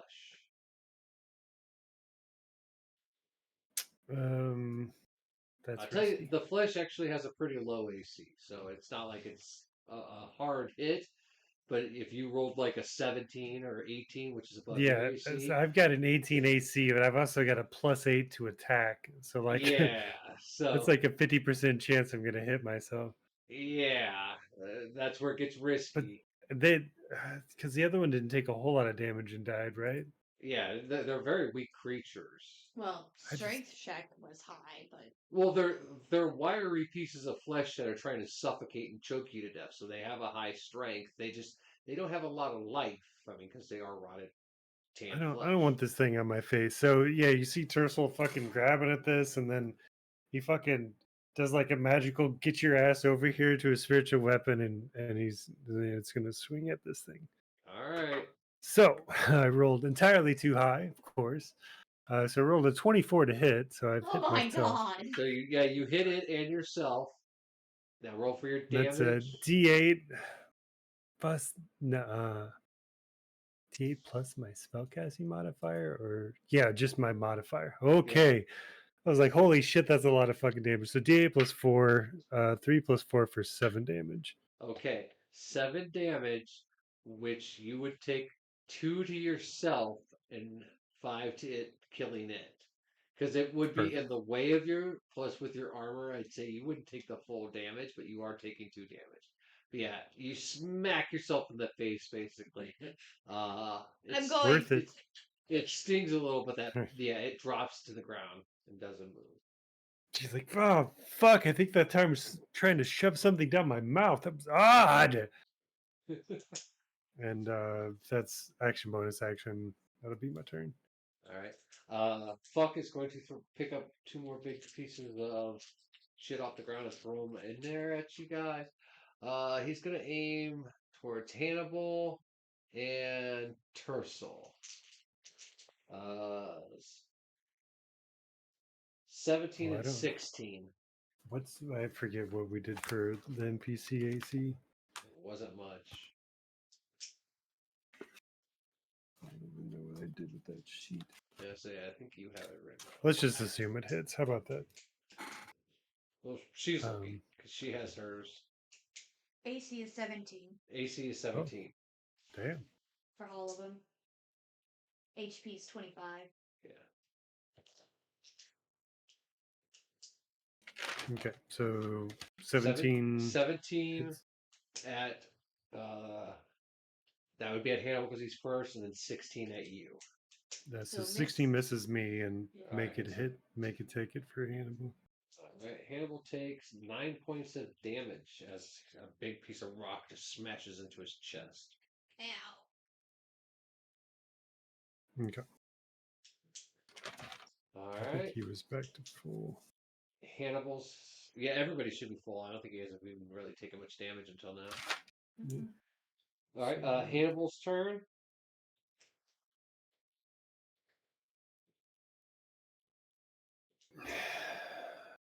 This thing's not coming in. It's gonna sit there and lob shit at us. I think It's Hannibal- running out of stuff from that one building. I will say that. It probably has one more good grouping of stones, and then it's going to have to either break another building or charge you guys. And it could try to reach around the corner and grab more corpses to make into throwing things, but... Oh. Or rip more pieces of his own flesh off. Well, in order for it to do that, it has to absorb some. Uh, So that's why it absorbs those. It's its lair ability. Man, I'm so nervous about advancing into this guy. I feel like we have a pretty good time just sitting here. He's just gonna hold his turn. He's fucking like he's got his fucking sword gripped so hard his knuckles are white. He's sweating and he's like, "Are we gonna? Are we holding? God damn, let's do something!" And that'll be his turn. protecting Evelyn. So that's the 7-minute mark now. You guys have 3 minutes left. You guys all suddenly hear a swoosh of water. Evelyn is now encased in this like huge upward going stream of water as the pond is just shooting straight up into the sky. Cool. Let's do this. All right. So Doggo. He's just like he doesn't know what to do or think. All right. Then you. All right.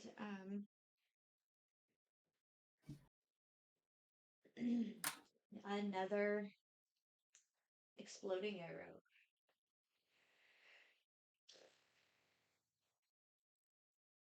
$17 plus 4. 21. Barely To hit. hits. Okay.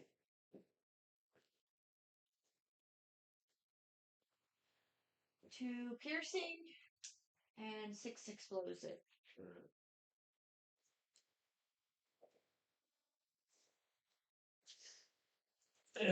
All right. Tercel.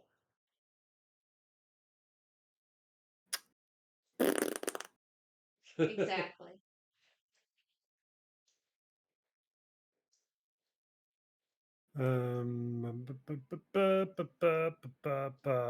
I don't know. Your guardian. Does it have HP at all? Oh, you're doing it again, bro. You're doing it again. So you guys went all.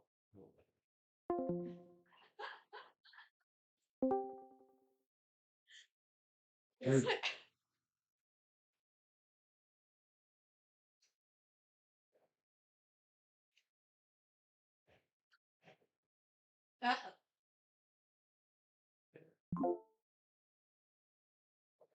There we go. Yay. Yay.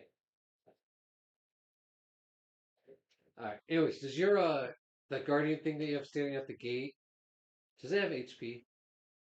No, No. we can't do anything but sit there and glow. Well, no, I didn't know if like the creature was to punch it in its face. No. All right. Where is that? Guardian of Faith. Yeah. I'm Large looking at- spectral guardian appears, hovers for the duration, occupies space, and is indistinct except for a glowing mace and shield emblazoned with the symbol of my deity. That's a cleric ability, right? Mhm. Because I guys have a problem finding it in the spells. I'm like, that's gotta be a cleric. Yeah, it doesn't say anything about it having anything like that. I was just wondering if he decided to, Monty Python it and just squishes it down. That might count as movement. He might take more damage. Oh. Yeah, I know. I just was wondering if it would destroy that or if he would just be stuck under his foot now, living squished into the ground. That's Yeah, I what don't started- I don't think it's tangible at all. So. Yeah, so. then it So would yeah, just be- I'm gonna toss another sacred flame his way. So deck save. Alright. Be happy if you missed. Well, be happy. Oh, good. So it's 3d8 radiant. And there's 12 and oh shit, 6 for 18 radiant.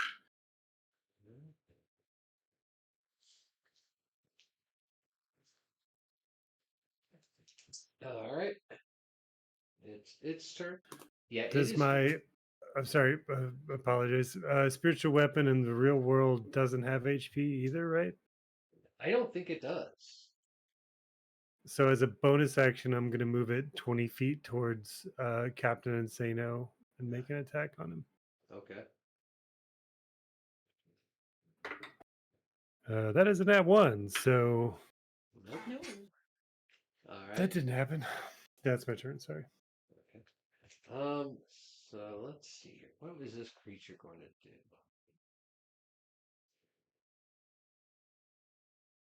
do? Ooh, okay. He's gonna put both his fists together and smash down on your guardian. The force from that would cause Hannibal, Tercel, and Doggo to all have to make a dex save. Because yeah, he definitely smashes the ground. No problem. I do not. Doggo does, yeah. You're just outside of the range.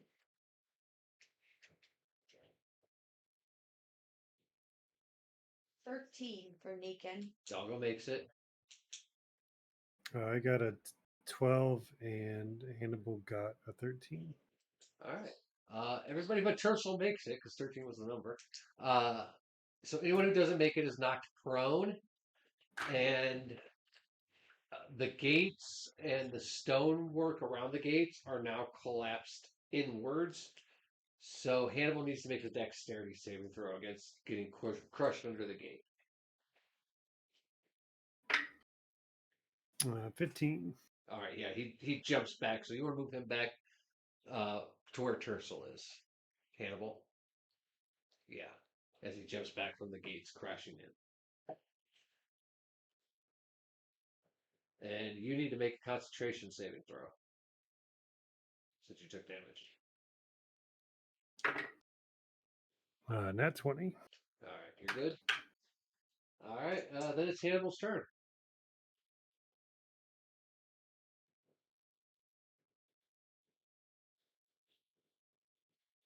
Um,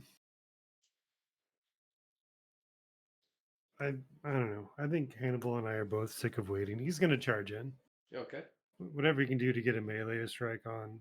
Well, there's no gate, but it is going to be a pile roll, so we have movement. But yeah, he could get right up to next to the red dice there, dear. Hang on, I'm reading. What? Move Hannibal up to where the red dice is, like right next to him.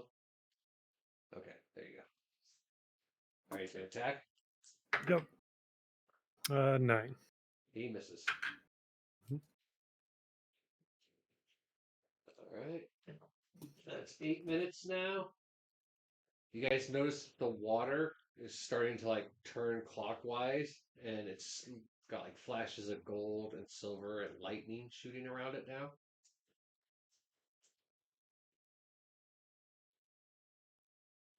Okie dokie.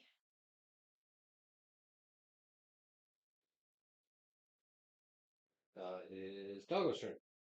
He is holding his turn, but he's going to be standing with Tersal. All right. I'm going to scream over to Tersal and I'm like, "You doing this? You going in?" So, I don't think we have much time left. If Alright, that's so what I'm it gonna takes to step get forward. EV'd. I'm going to cast haste on you, Ooh. which will, for up to a minute, your speed is doubled. You gain a +2 bonus to your AC, and you have advantage on dex saves, and you gain an additional action on each turn. You can use this to attack with one weapon, dash, disengage, hide, or use an object. But what happens when you come out of haste?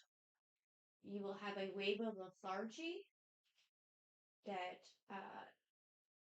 so after the minute, or if they did a dispel magic spell on you, you will be, so your turn after that minute, you will be out. Like you won't be able to do a move. Yeah. So Mhm. cast haste. We're going to have And fun then now. I will hold. All right, well, Protecting. Tercel, it's your turn to act like a crackhead. Crackheads unite. So I get 2 actions, eh? Plus double your speed. And how much do I know roughly? Would he know roughly how long Evelyn's got till her 10 minutes is up? You roughly guessing it's getting very, very close. Very, very close. Yeah, I'll be sensible. I'll be sensible. I don't need to be crazy. We'll just be sensible. So we're gonna charge in. As before I charge, I'm gonna cast Guiding Bolt on it. With what level spell? Do I want to do 6th level? Go bonkers? No, that'd be absurd. We'll do a 5th level Guiding Bolt. So just a regular hit. Plus 8. 17 plus 8 for 25. 25 hits. And then 8d8 again. 8d6, sorry. 8d8 would be insane. Holy macaroni. So there's 10, 22, 28, 31, 33. Right.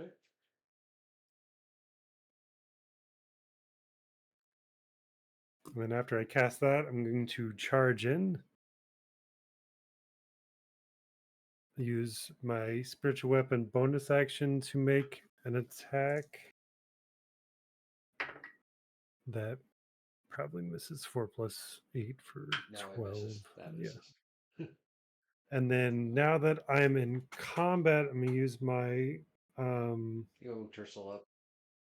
Oh, where's he going? The only spot that he would be able to fit in right there. Yeah, right there. I'm gonna use my hasted second action to swing at him All right. with advantage. 12 plus no, I don't have 8 on swings. I have 5. So 17 to hit. Misses. Okay. So that's 2 actions, bonus action, movement. I think that's all I got. All right. It's its turn. You're doing it again. You're doing the thing again.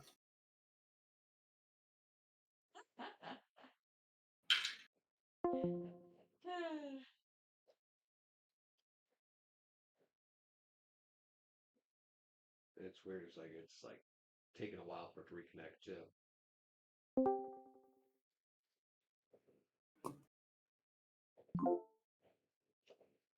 All right. Better. Yeah. Okay. All right. So it is O'Fuck's turn. He is going to take his hand and slam it straight palm down on top of Hannibal. Hannibal's got to make a dex save. Does this thing get to attack it? It's not moving, so Yeah, it's probably not. not. He's just smashing down. Okay. Hand rolled a 2. Okay. Goodbye, Hannibal. I need Hannibal to roll a Constitution save, and he's got to beat a 17. 8. You guys all watch as this bony and rotted flesh hand smooshes down on Hannibal, and as it pulls up, you see him start getting absorbed into the skin of it You. as it rips away his flesh and blood, and he becomes part of it. What was Hannibal's health at? What? What's Hannibal's health? 25? No. You know, because he takes 16. 16. The creature Fuck. absorbs that much health. There we go. And yeah, with that, Hannibal is wiped out. He died in battle. It's the He way he did. would have wanted. Hey, and he's made it this long with all the bullshit shenanigans. He Hey. could have got knocked off a wall like someone else did because someone shot an arrow. At least he fought. I got more back. He's a back good to the soldier. place. We'll write down his tale after this battle. Hopefully. if you guys survive. All right. Well, with Hannibal gone, that brings you guys. There is 1 minute left for whatever it is that Evie is doing. So this is the last round before whatever she's doing.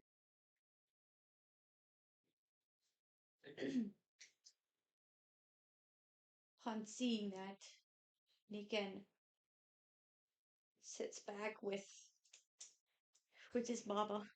He's just like, holy shit. But he will protect me and Evelyn. All So right. that's what he does. Then it's your turn. Yes. And I am going to cast Lightning Bolt. All right. A stroke of, well, first, straight.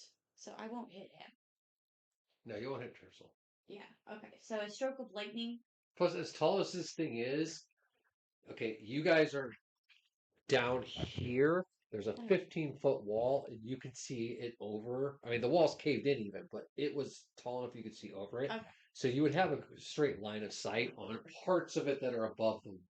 Okay. So 5 feet wide, blast out from me in the direction I choose, obviously towards this badass. And he has to make a dex saving throw, or he will take half damage if he succeeds. Well, he did not succeed. So he gets 8d6. Yeah.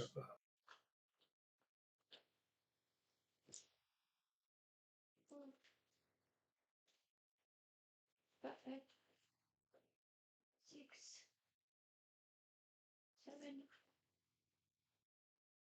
8.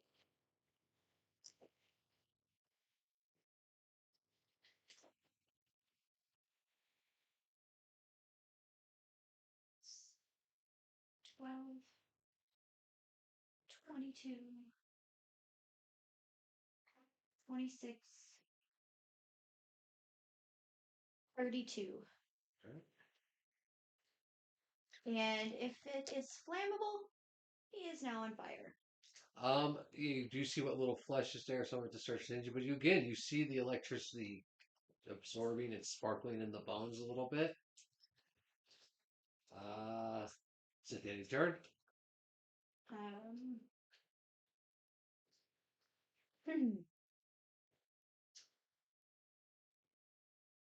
And yeah, that's just one time. All right.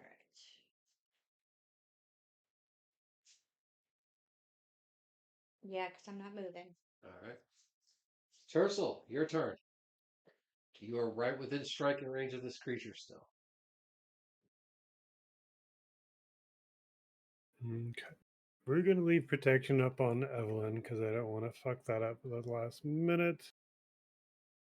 God,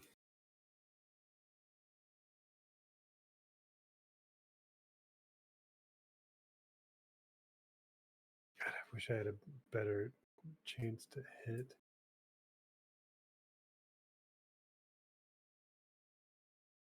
You still have haste too, just so you remember.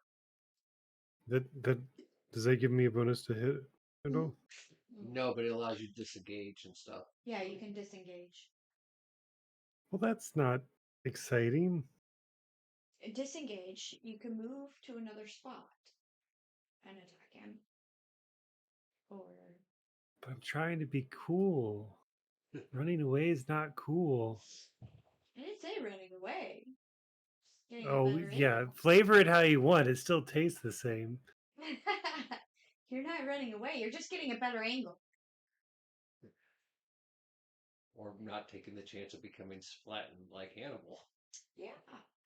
Kind of getting a better angle. Out of fist range. Nothing like being fisted. Oh, God. But this was flat palm, so it wasn't really a fist. He just kind of, bug on the counter, kind of squished it. Okay, fine. Like, so I'll use one of my actions. Run! That's the whole point. That we're supposed to be heroes. And instead, I'm walked up, got my buddy killed, and I'm like, oh, fuck that shit. Let me get out of here. I was just saying if you disengage, you could get step back one square will put you out of his range. You know, a little metagaming, but I don't know how hard it is to see with that glare on there.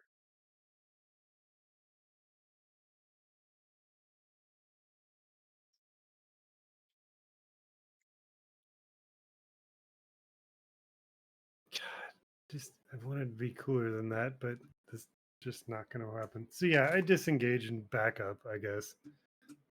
Fucking lame. Next time I'm making a real tank instead of a fucking cleric. You could still cast spells at him. No, yay! I get to cast fire. Here's the sparkles. The holy sparkles of light will compel you. Oh, I hope he doesn't fail his deck save again and then nullify You know, all of my damage. I am going to side game this little silliness you have right now because I am disappointed. You had got a new spell recently and it would have kicked ass on this whole scene, and I wrote the earlier battles just in hopes that you would use it. Yeah, I It didn't won't know work how on it. him. His CR is higher than what you're allowed to use it on. Well, no, I thought you were talking about. I guess I could cast this spell, but we only have like one turn left before Evelyn does her thing.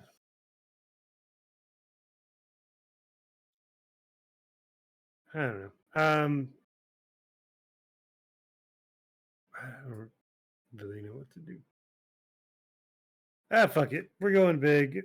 I don't look cool anymore, so I might as well summon something that does. So, that takes concentration. Never mind. So I'm gonna stop wasting time. I'm just gonna cast Sacred Flame just to keep us moving. So Dex save. Deck save 19. All right. So that was the end of that. Yeah, I'll do it twice. No, I did disengage. So that's both actions. Yeah. Bonus action for the spiritual weapon to miss. 16 plus. Does it get a bonus to anything? I don't think it does. What does it count as? If it would, it'd just be a Oh, strength. spellcasting ability modifier. So okay. dirty 20. Dirty 20 Still does not misses. hit. Okay, there you go. There's It my worthless barely fucking misses, card. though. Yeah. All right, there you go. Okay, so it's the big creature's turn. So all this time that you've been shooting it with lightning and its bones have been sparkling, it's going to take one fist and slam it into the ground, sending electric. We lost you. Oh, Discord just completely crashed.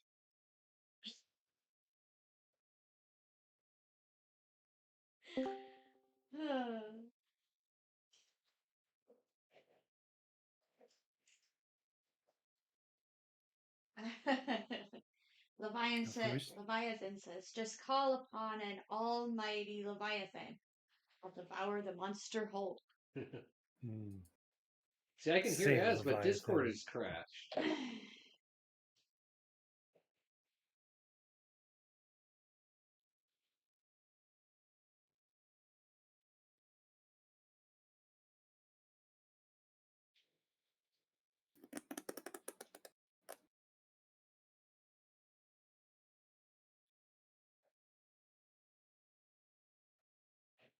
Yeah, I can hear Az there for a second, but now I've got it.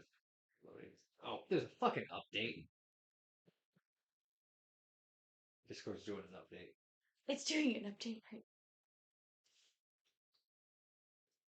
See, I can't hear what Az is saying.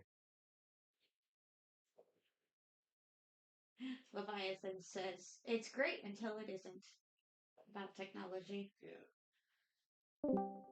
Yeah. Alright, so Discord had to do an update. It had to shut all the way down, but I should be back. Are we good? Are we good? Yeah. Fuck you, Be Discord. all good. What's crazy is it's now. Remember how I told you the green bar has been around my name the whole time? It actually goes away now when I stop talking. Discord's been fucked this whole time. Anyways, so this creature, you've been shooting with lightning and it's been building up. It's gonna slam the ground and it's going to basically do a thunder, like pulsing thunder thing at you guys. It will go 5. It will go all the way up to the water of the pond, but it will stop there. So everyone in its range, which is all of you, has to make a dex saving throw of 17. Remember, you get Fuck. advantage. Mm-hmm. He's like, yeah, I rolled with advantage. It still You wasn't did? Mm-hmm. good. Well, that's all right. All of us failed. I got 10, and Dogo got 10. Alright. Yeah, so the ground pushes towards you guys, and lightning is shooting out like sparks. Ugh.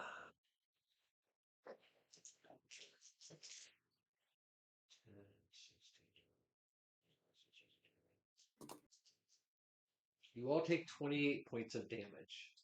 Ow. Well, it's built up all the electricity that you've shot into it and just unleashed it back at you. 28. Yes. Hoo boy. Well, it's a good thing that, he took out Hannibal and not me.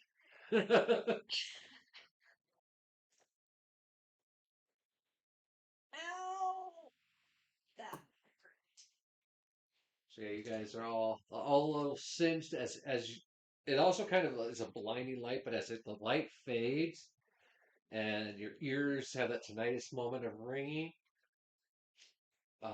you guys all suddenly hear Evelyn scream, "Close your eyes." And at that moment, you guys all feel a force of pressure push all of you to the ground from behind. There's no save on this. You guys can't save. Every one of you is prone to the ground. You feel this immense air pressure shoot across you. And then you guys, with your eyes closed, facing the ground, smell the world is burning around you. You hear the thing in front of you start screaming out and chittering, and then it stops. Then you feel all the hot air sucking back in across you guys, being replaced with cool air. And you guys hear a noise that you've only heard once before that I'm aware of. And it instantly brings back the memories of being the night of the attack on the wedding guest when the bone dragon let out its screech. You hear a similar screech from that come behind you as you feel a large gust of wind. And you guys roll over and open your eyes, and you see a huge silver dragon shoot out of the water area. And as you guys look around you, all of the desert has been stripped away, and the city is there. Still destroyed, but the desert part of it's gone. And you see small tendrils of green life starting to grow. And where that big monster was, is no longer there. Evelyn, you're back. Well, she just flies off into the sky. I still say that. Thurshel just sits up, staring at the spot where hell itself was, and it's just like, oh, holy shit! Did we actually fucking do that? Like, are we? Is this heaven? Is this hell? Is this real? You're like, this is hell. There's no liquor in I, Redneck. You're in hell. I'd like to imagine at that point, I will be Negan gets sitting- up and like starts licking his face, like the reminder I of will his reach into realness. my bag, grab my flask of fire water, take a drink, pass it to Tersal. Without even looking, like third sense or fifth sense, Yep. what his alcoholic sense is like. There's alcohol within reach, and takes a sip. Oh my god, thank you, Sarah. Oh my god. And then I will cast heal. Right? Does that count for? Let's see here. That's only one creature. Yeah. I could I do don't have my. healing prayer. I have Yeah, healing neither. word. I have mass healing word, but I think I could do mass cure wounds. I mean, if we're in a decent spot, I don't really think we need to heal at the moment. At If the we dust moment, ourselves looking off. around, like I said, the city is still definitely been damaged, but there's no more desert. Plants are starting to spring out, little sproutlings are. The air is cool. Roll a perception check, actually.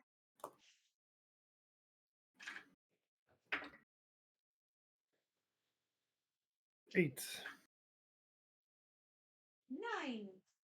Both of you rolled high enough because this one's pretty obvious. You guys are looking around, and as you look up, there's only one sun now. Hmm. Really? Interesting. So I the am, multiple suns was an effect of Evelyn's sacrifice? Yep. Damn. It's a hell of a fucking spell. I am going to do Mass Cure Wounds on Doggo All right. because he's hot an awful lot. And that is 3d8 for him. You can choose up to 6 creatures. Each target gains the 3d8. Yeah. You can heal six. Nope. Alright. All of it then, I guess. 6, 7, 8, 9, 10, 11 points. So this is when she rolls ones on all of them. Right. 11 points.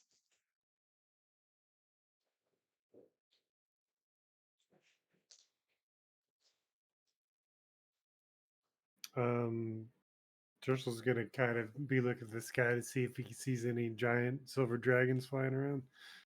At the moment, you don't, but Sarah, you do start feeling something burning. Wherever you have the coin for the sanctuary, it's burning and burning hotter and hotter. Okay. So it's in a pouch. All right. Yeah, but that pouch is close to your skin. You're feeling the radiant Yeah, heat. so I'm like trying to pull it out. Pull it out. As soon as you touch it, all of you are teleported to the sanctuary. As you feel the cool air of the sanctuary take over. That's where we're going to end today, guys, because what happens next is actually the end of this chapter. We'll be at two chapters under our belt. Damn. Woo. Yeah, my happy little characters are all getting higher levels, and you guys are heading. This was only supposed to be a 3-chapter campaign, and you guys are almost ready to start it. So we're going to stop here because the next part won't be as exciting as today's, but it will definitely be the conclusion part. So, but you guys are all sitting right now or standing in the sanctuary right now, and things are about to happen. So, I didn't think Sanctuary was going to be here.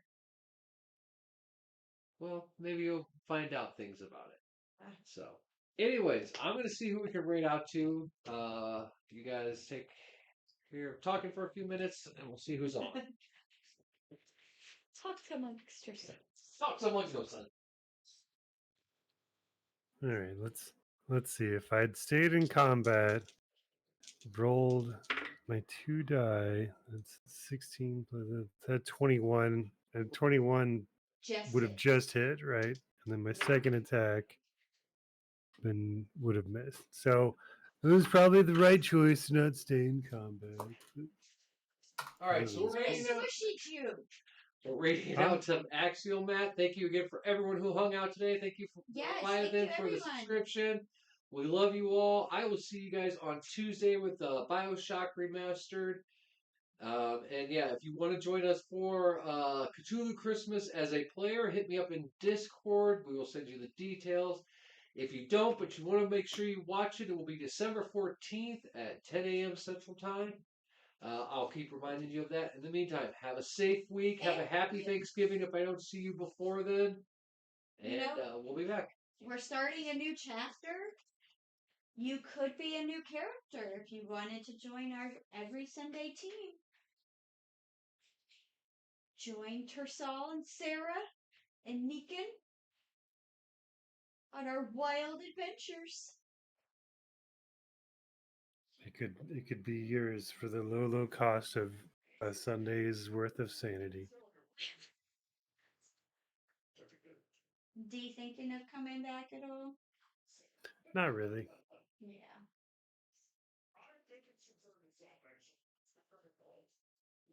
What's he playing?